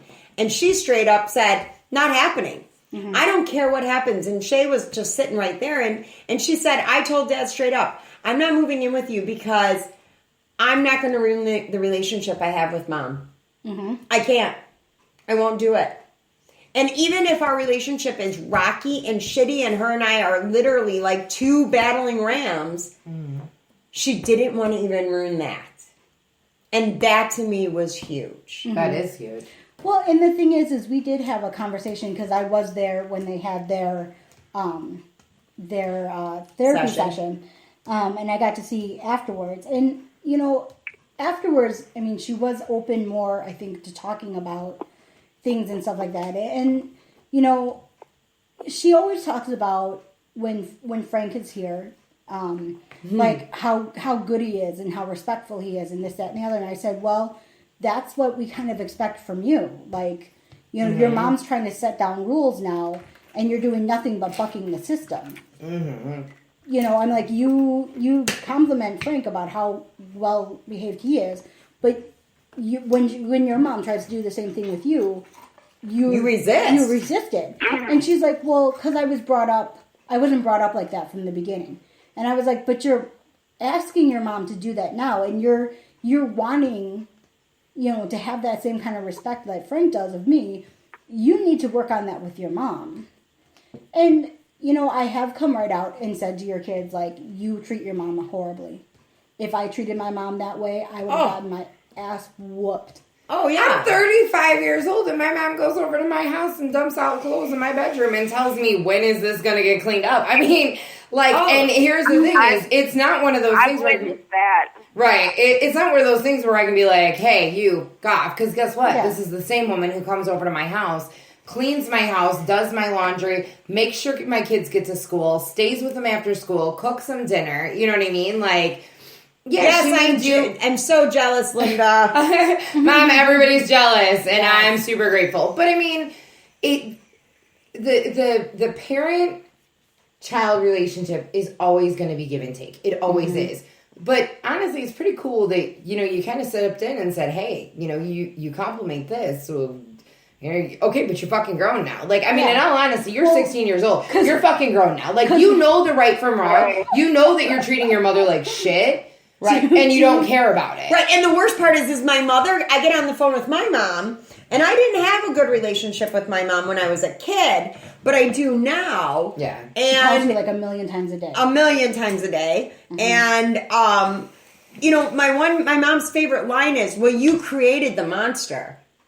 And you know, and I said that today in therapy. My mom that says really, that to me. and my you know mom what? says that to me about Kylie. You know what? And my therapist said to me, me, you need to look at your mom and say, well, the apple doesn't fall far from the tree. And that is so true, and I never really thought about it. And so, you know, I hope that whatever it is that I change with my kids, that they'll change that when they become parents too. You know, you're talking about your kids. That's exactly the way I was. I was the person that my mom warned me about. Yeah. I ripped off cars. I ripped off houses. I did drugs. I treated my mom like shit. And seriously, when I was growing up, I had no rules except to be home by dark. That's it. And then all of a sudden, I turned 12, and this woman comes into my mom's life, and I have to do the dishes now? Really? you know, but here, same story guide. Okay, so I don't think she's gonna like this one, but she'll get over it. My mom essentially was done, like, raising kids. I mean, literally, it was just basically done. And when we first moved out here, we had an apartment, and my stepdad lived, you know, out here. And my mom would leave, like, for, you know, the weekend, whatever. And I would manage my own life, basically, you know, get myself up for school that morning, whatever. Get myself home, get myself to bed, get my homework done, do the chores, because I never knew if she was coming home that night, that kind of thing. And to this day, I mean, her and I go back and forth because she says it's in my head, and I'm like, no, really, I know what happened. You know what I mean? Yeah, I remember very vividly. But and my mom then what forgets. happened is we moved in with my dad, and my dad's not just, you know, my stepdad at this point in time. He wasn't even my stepdad. But he's not, I mean, anybody that's met him, I mean, you know, Sparkle can tell you, my dad's not like the Mr. Charming, super nice guy. No, he's funny though. Yeah, well, because he does nothing but make fun of me. Right. Which is a good time. I mean, I won't lie, he's got some good one-liners. We'll have that segment come up again, because him and I will be pretty close again. But he was, you do as you're told. Yes. And that's not the way our relationship was. My mom always felt guilty because my dad was a piece of shit. So I got away with fucking murder. And I mean, I got my ass beat every once in a while, but I got away with fucking murder. And then it came into this situation where you're talking about there's this man, and now I'm going to do dishes, and I'm going to do this, and I'm going to do that, and I'm going to... Now, mind you, I had always done chores, but it was going to be done now. Wasn't going to be done in my time. Wasn't going to be done when she got home from work. It was going to be done now. When you didn't listen, you were going to be punished. And I fucking hated him. You rebel. I mean, in 7th grade, they had a conference about how much I hated him and didn't want my mom to marry him because she was getting ready to marry him. And my mom's like, she's an asshole and I'm marrying him anyway. Like, that's how that conference went, everybody. Well, my point is, though, I mean, I went through that stage, and it took me a long time. But now me and my mom are really close. Yeah. You know, and I'm not a bad person anymore. And that's the one thing, in the same spot, I was in the same boat. You know, my mom, my parents split when I was really young. My mom went through men like underwear, kind of. Sorry, Mom, I love you. I'm sure you'll listen to this sooner or later in the next couple of weeks. But, she did, and she was kind of like at a point where she, had her own life, and here I was, in high school as a freshman, and it was common for my mom to call and say, hey, can you call your friend, can you call Stacy and see if you can stay at her house or if she can come stay at our house because I'm going away for the weekend. I'm leaving this afternoon. Here's $40 on the counter. Have a good time. And I had this moment for several years where I was kind of really free to do what I wanted, and I did rebel. And it got so to where all of a sudden now you're around and you want to be this disciplinarian. I revolted against it. And I'm like, I totally did. Oh, yeah. I totally did. Because this is a woman who didn't have a problem like leaving me to spend the weekend with my stepdad. And then I literally got on a plane to Vegas to visit my biological father for the very last time, got off the plane, and found out we moved. And she was like, well, I told you about it. And I'm like, no, you didn't. She's like, I asked you what it would be like if we started over. And I'm like, yeah, you asked me what it would be like if we started over. You never said we were. Like, that would be like, do you like Chinese food? Yeah, but if I didn't feel like it for dinner and you ordered it, like, hello, big difference, And then again, we all know I love food, so I'd probably eat it anyway. But I mean, it was like this huge culture shock, and I was just, before it, and then it became, she worked so far away that she'd get home at 7. Well, my stepdad worked second shift, for where he was at. He'd leave at 2. I got home at 3, and from 3 to, actually, I think it was like 8 o'clock. I did whatever the fuck I wanted. And that included mixing shit in my parents' liquor cabinet, okay? By the way, I found out that this orange brandy that my dad used for this upside down cake, really only good for the upside down cake, FYI. But, that was the kind of thing. And then all of a sudden she wanted to be a parent, Well, yeah. And that's exactly the hard part. It sends that confused mixed message. It does. And you know what? I really, and this will probably be the only time, and hopefully he doesn't enact the gag order on this one, but I sometimes feel bad for my ex. I do. Because he has always been, and this is going to be funny because his girlfriend actually gave me this term, Disney dad. He has. Like, he's always been Disney dad. Always. All the fun things, all the, because he wasn't around often enough to be the disciplinarian. And now he's really got to be a disciplinarian. And, I mean, I've talked to conversations, and I'm not mean to Kylie by any means. I probably should be a lot stricter. I try to work with her. Because my parents tried to break me because I was such a hard-ass kid that it broke part of me. So I try to work around it with her. I probably do more than I should as far as accommodating her, and I'm working on that. But, I mean, with her, she'll look him dead in the face. He literally called me one night and said, how do you get her in the shower? And I'm like, I tell her to go in the shower. He's like, she won't go. And I'm like, then take her phone. And he's like, well, no, like literally, this is how it goes. Go get in the shower. I don't want to. I showered at Daddy's, blah, blah, blah. I'm like, phone or shower now. Because if I get the phone, I'm keeping it for 48 hours. And you're still showering. And I'll throw you in there, clothes and all. I would take her out and put her right in. My mom had to threaten her. She went to my ex's and it was shower night. And he made a comment to my mom. And my mom goes, Kylie, if you come home because you did not shower at your father's house, I am not only going to put you in the shower, but I am going to give you a shower. And so first thing she did when she walked in the house that next morning is, Nana, I showered at Daddy's last night. See? And that's the funny thing. You give a little bit, and they know exactly when to take. Oh, yeah. Yeah, I mean, my mom would be gone, and of course you want to go, and you want to leave us to be independent, and what are we going to do? We're going to start falling into some pretty bad habits, or we're going to start doing things that we probably shouldn't. And that's what I did. I mean, my mom found one cigarette in my goddamn purse by snooping, and next thing I knew, I was eating that cigarette in front of a group of my friends. Yum. Yeah. Literally, she broke it in half and handed me the half with the filter on it and said, put it in your mouth and chew it. And I stood there, and my ex-husband was there, and I went, no. And she said, you're going to put it in your mouth and chew it. And I said, no. She said, put it in your goddamn mouth. And I put that cigarette in my mouth, and I stood there. And she goes, chew. And I looked at her, and I shook my head, and she said, I said, chew it. And I started to chew slowly, barely. And then after a couple of minutes, my mom, probably 45 seconds, my mom goes, okay, you can spit it out now. I spit it all over her shoes. I will tell you that woman never asked me to do something like that again. And I learned never to do something again and get caught. Yes. Yeah, you know what? I was so stupid. Like, seriously, looking back now, I should have never, ever, ever, ever, ever tried to get away with anything. Because no matter what I did, I always fucking got caught. I always fucking got caught. But no matter what it was, I still kept doing it. Like, you think it's like, I joke around about, I said it the other day, somebody's like, oh my God, you're so inspiring. And I laugh. And I literally, the messages I get back are, you think I'm inspiring. I'm not. I am a hot mess. 99.9% of the time. I just really know how to act like I have my shit together in public. Like, literally, this is how it is, okay? If you knew the hot fucking mess, if you actually got to see when I totally do break down, it wouldn't be as pretty as you think it is. You know what I mean? And, but that's just life. I mean... It is. And unfortunately, I say this unfortunately, but unfortunately, I see a lot of me in Kylie.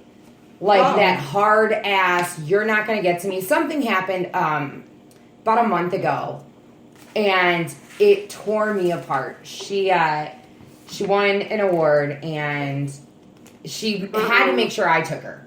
Like, it was her dad's night, but she wanted to make sure I took her.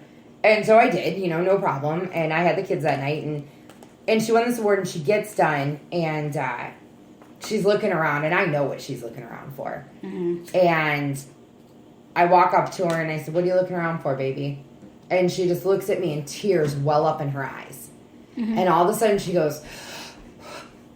And I mean, she literally takes this deep breath and just holds it for a second and then lets it go. And she goes, let's go find my friends and have cake and da-da-da-da-da-da. And we got to the car, and the next thing I said, we get to the car, she closed the door, and I turn and I look at her and I said, don't you ever fucking do that again. Mm-hmm. And she looked at me and she goes, you're not supposed to cuss at me. Remember, that's our deal. And I said, I'm going to cuss at you. Don't you ever do that again. If in a moment you want to break down and bawl your eyes out because the person you were looking for isn't there, that's okay. Then grab me. I will hide you. I will do whatever. But you have that breakdown. Don't ever do that. Mm-hmm. I said, why would you ever do that? She had that coping mechanism from her mama. Well, and that's exactly what I'm like. I said, why would you ever do that? And she goes, Mama, that's what you do. Yep. Mm-hmm. And I said, don't ever be like me. I'm a fucking mess. You know what I mean? And that's part of where it comes into that bad part of parenting is the fact that exactly we know where our flaws are. We know our flaws, and unfortunately, as much as we don't want our children to have those same flaws, they do. Yeah. It's almost an you can't get away from it. Well, I was gonna say my kid definitely has so. You guys don't see me get mad very often. I have seen you mad before, and I don't mean this to be mean. I don't. But it's fucking invigorating when you're mad. Because you have such a big heart, and you're so there for everybody all the time. But to see you pissed off, it's a good time. I know that's wrong to say, but it is. Am I wrong? She did. She had that moment this week. Here, you had that moment. Tell me next time. I'll bring the popcorn. Yeah. Well, I'm telling you, it's fucking popcorn and candy time. Okay, I'll bring it. So, needless to say, so I don't get mad very often, right? And I don't really, and I have I'm the type of person I bottle up my anger. No, I bottle it up, and then I just pop. Blow. Yeah. How's that computer page going? Yeah, awesome. So, and that's something that my son has. He, one time he didn't want to go to this soccer camp that I had signed him up for. And, I was like, okay, no, you need to go. You have to go. There's no questions asked. You're going. And he started to get really angry and really upset with me.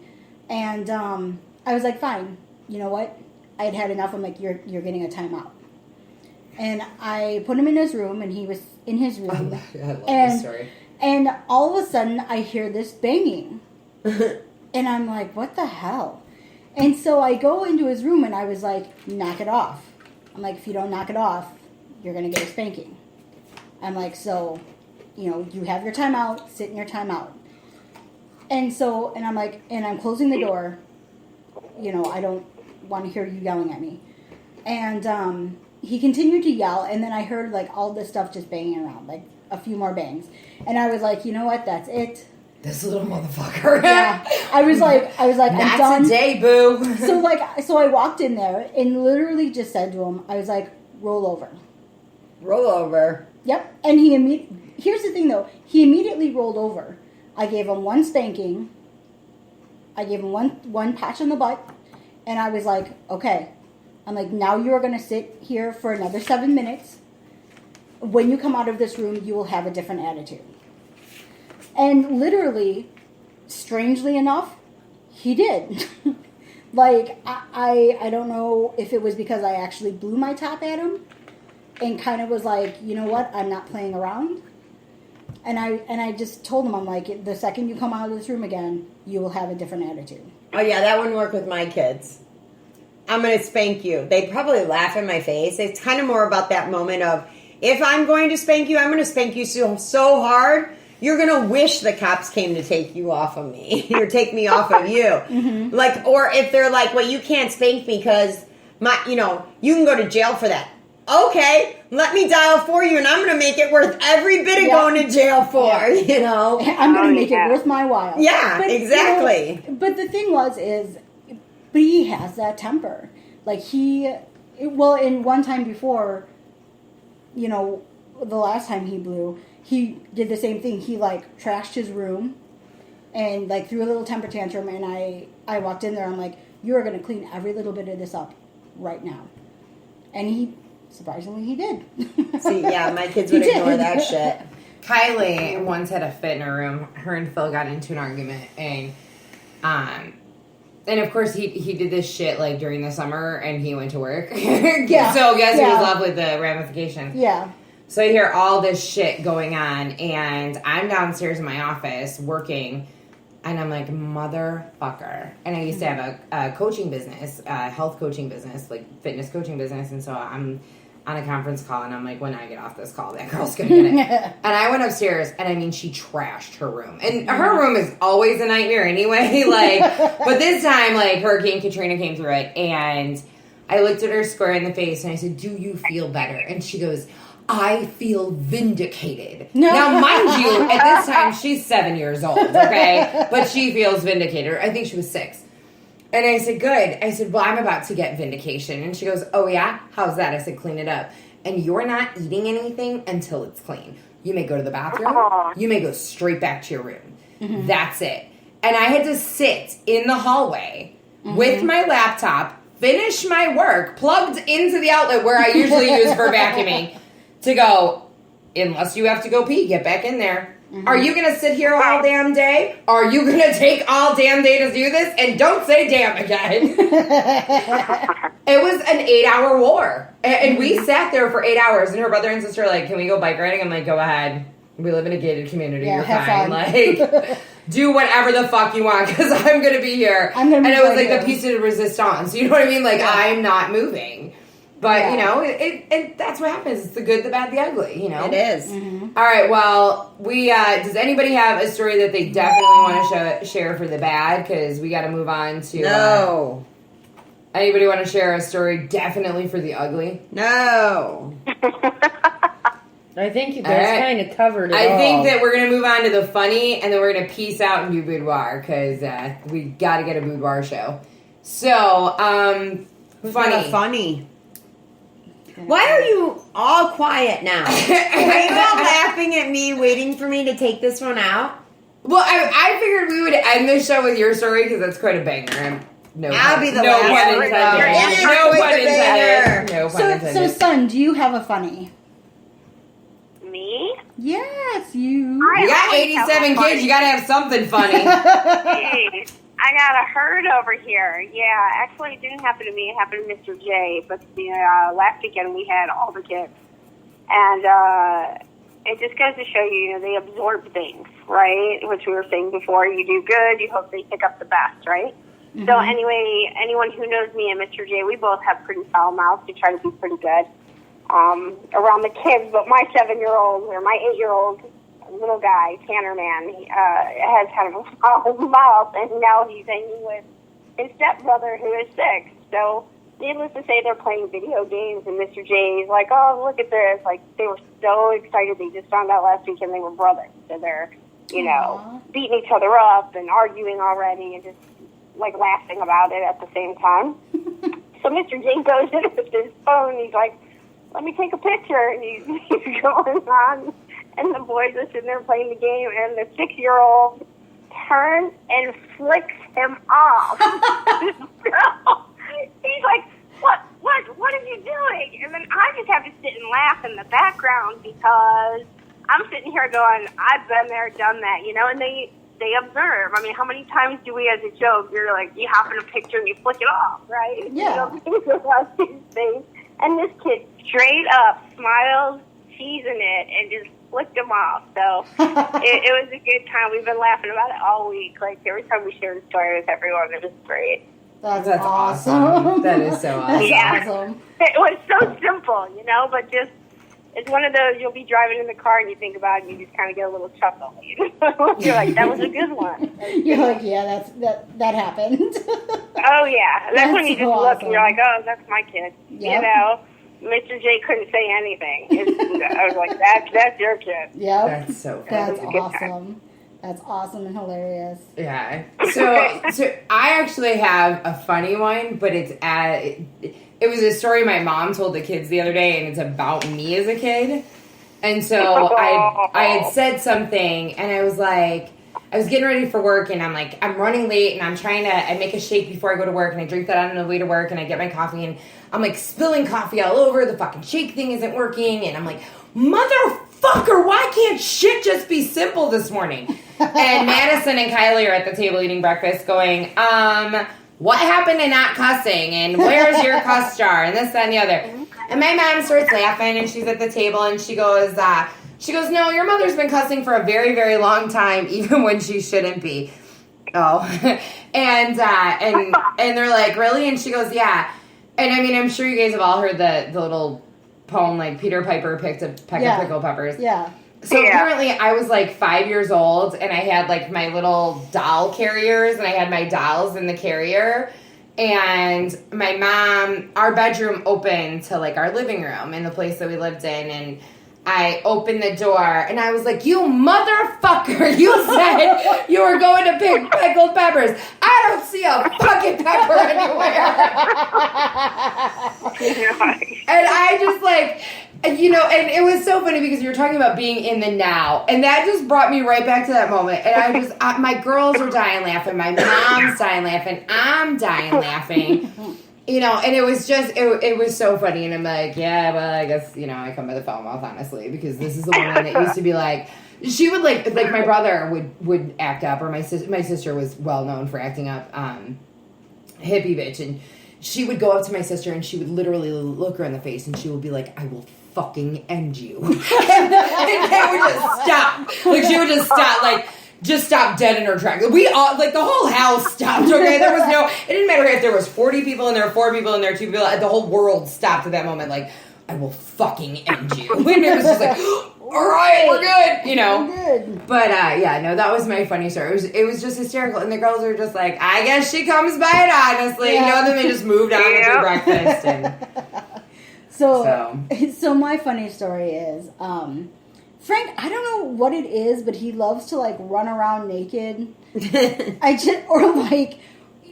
the most inopportune times, and the most strangest times. So in the house that we used to live in, the bathroom was downstairs with the shower and everything, and then you had to go upstairs to the bedrooms. So he gets done taking a bath, and he gets done, with all this kind of stuff. And he gets out of the shower, and I dry him off, and I get him, completely, ready to go. And then I'm like, oh, well, I forgot your underwear, so you have to, we got to go upstairs. And he was like, okay. Well, my boyfriend was there, and so he comes out of the bathroom naked. I'm like, well, you could put a towel around yourself. But then he goes to the stairs, and he turns around so that his penis is out, like facing forward. And he walks up the stairs, and I was like, what are you doing? I'm like, why are you walking up the stairs like that? And he was like, well, because I don't want Brandon to see me naked. I'm like, dude, between your butt and your front, I'm pretty sure that he probably would have been okay if you had just mooned him and just gone on with your day. He's like, no. He's like, I'm shielding my nakedness from him. I'm like, really, kid? Like, he's not covering up his front. He's not doing anything like that. He's just walking up the stairs backwards. I'm like, and Brandon just looks at me and he's like, it's your kid. Of all people, Brandon. It's your kid. And oh but my like, God, that's awesome. But he likes to, like, I don't know, like, he'll be like, so now the bathroom is right across from his bedroom. So he'll, like, kind of like get undressed in his bedroom and then streak it and sprint and run around. No, not even sprint. He'll just walk. And he'd be like, oh, hey, this is really, look at me naked. He's like, Mom. I know someone else who likes to do this. I just showed Sid a picture. Oh, yeah, he's going to be thrilled to know I saw that picture. Oh, no, wait, because I'm going to show you guys the live picture. Oh, yeah. Like, you don't understand. That was live. Yeah, but no, the one I showed Megan, when she was out. It kills me. So today, I'm outside smoking in Jay's garage, and I come in, and I'm standing by the counter, and all of a sudden he, like, walks to the pantry, and I look. Now, mind you, his feet are really bad, so he always wears socks and gym shoes. He is standing in a Deadpool shirt, socks and gym shoes, and no pants. Yes! That's No what nothing. Frank does. No That's what nothing. Frank does. And I'm like, why don't you have pants on? He's like, no one's here. And I was like, I am. Like, put pants on. Where are your pants? I took a picture of him, but he, like, turned so it was the front, so I had to take another picture so it was the back. And I sent it to his roommates, and I was like, this is what Jay does when you're not home. Please come home. Please.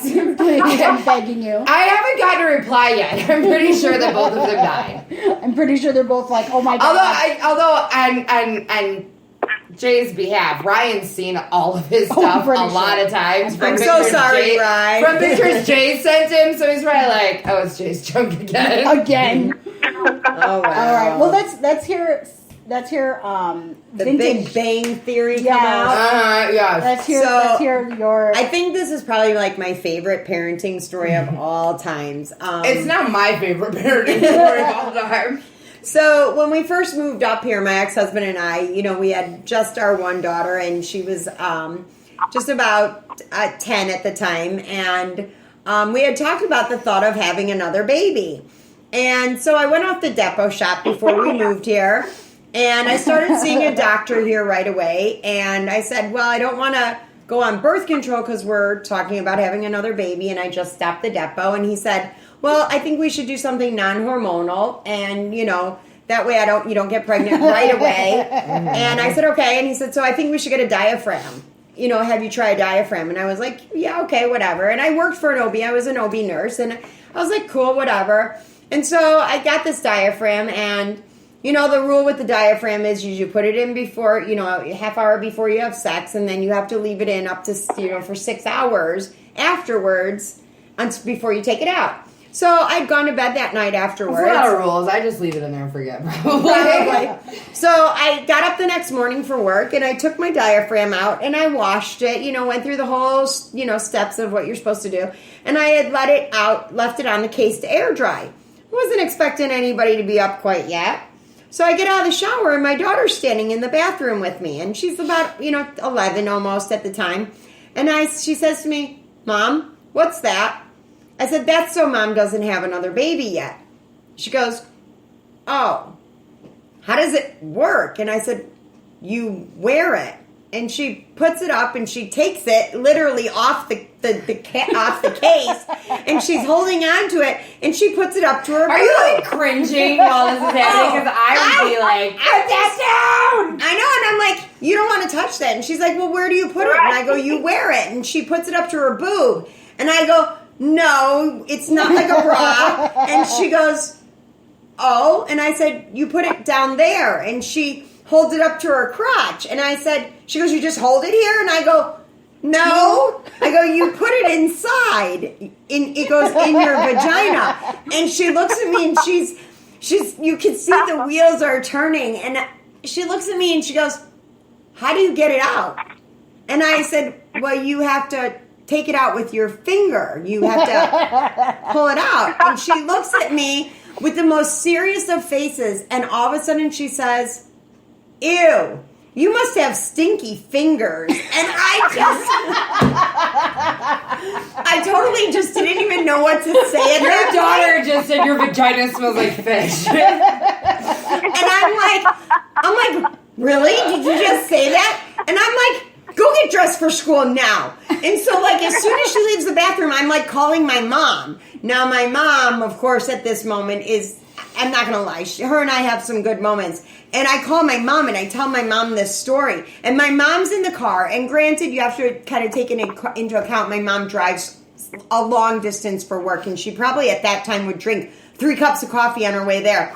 I am not kidding. When I told my mom this story, she was laughing so hard in the car, she peed her pants. It was like the most epic moment.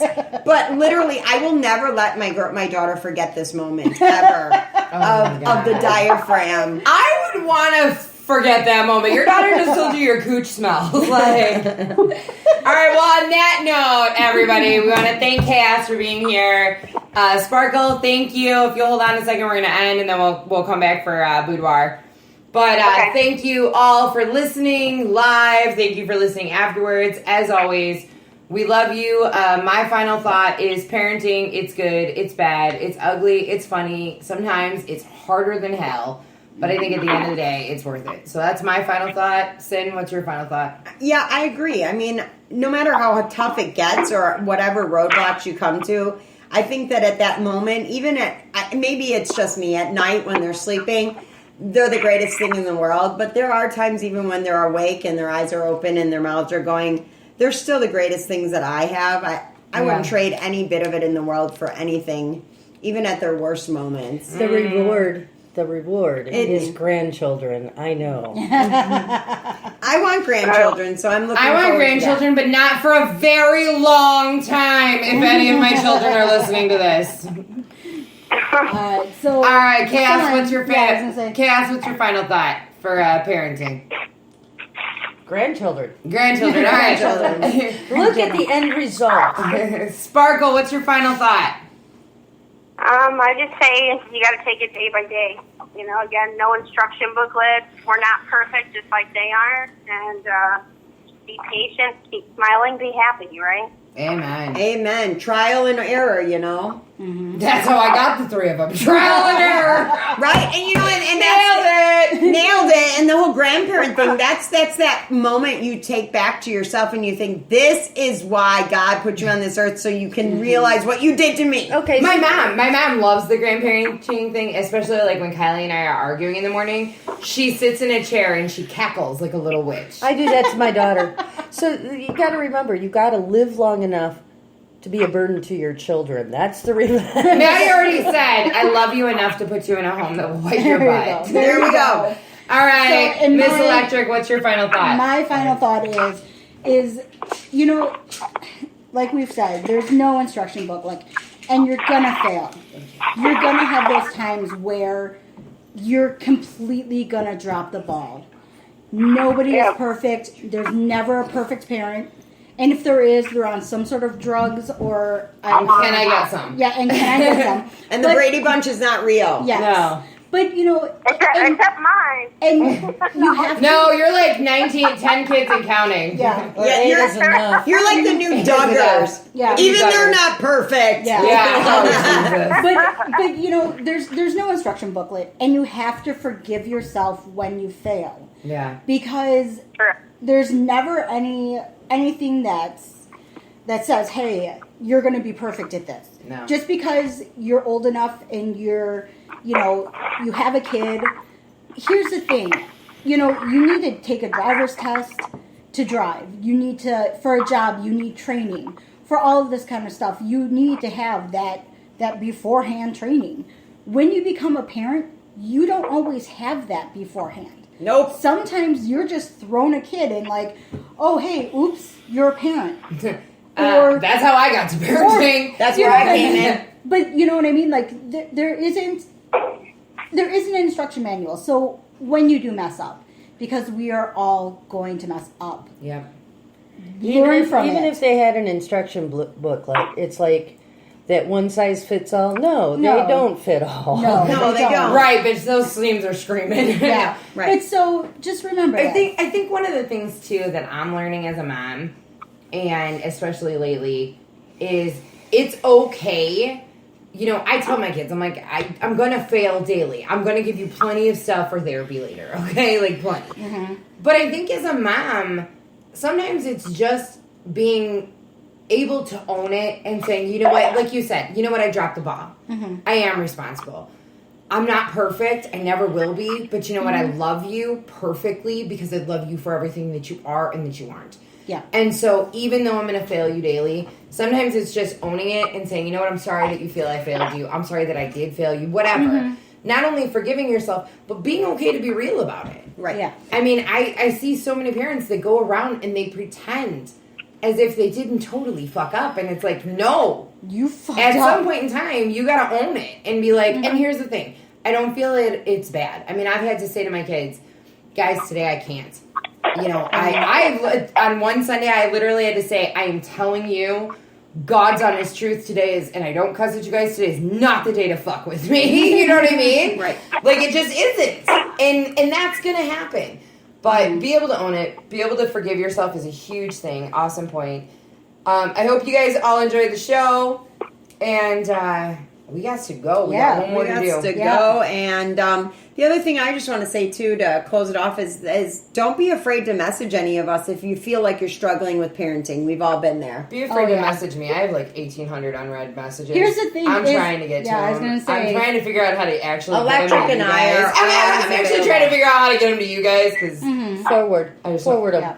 it won't. Yeah. It won't. It won't Yeah. do it. So, you know, We'll talk about if it. you're struggling with parenting, reach out. You know, Yeah. we're here. So, Post it on Well, the at page. least a I mean, here's couple the of you thing. are. That one isn't. right. I am trying, and I think that there's BBs that can attest to this, that, you know, I am trying to get to your messages. But I think the biggest thing, too, is post it on the page. Yep. I Yep. mean, you know, I know sometimes, or in all honesty, hit up Sunshine, hit up Kim Young, hit up Cinnamon, and say, hey, you know what, I've got this. Maybe there's some people in there you don't want to talk about, or you don't want to see Public. that this is your personal story. Message one of them. They're more than happy to put it on the page and say, hey, you know what, one of our BBs needs to remain anonymous, or hey, I got this question in my box. What do you guys think about Right. it? You know what I mean? If you've ever seen a post that said, hey, I got this question, what do you guys think about it? A lot of times that's on me. Or sometimes I'll just put it on there as me, and it's not from me. You know what I mean? Yeah. It's somebody else that needed to remain anonymous but needed that advice. And I know that Sun, Cinnamon, and her name's Kim Young on the page are more than willing to do that. Yep. So reach So- out to us and always holla. I'll be there for you. I was kind of going for a different song. Not on All right. Facebook Messenger. Okay. Peace I'll out. take you Bye.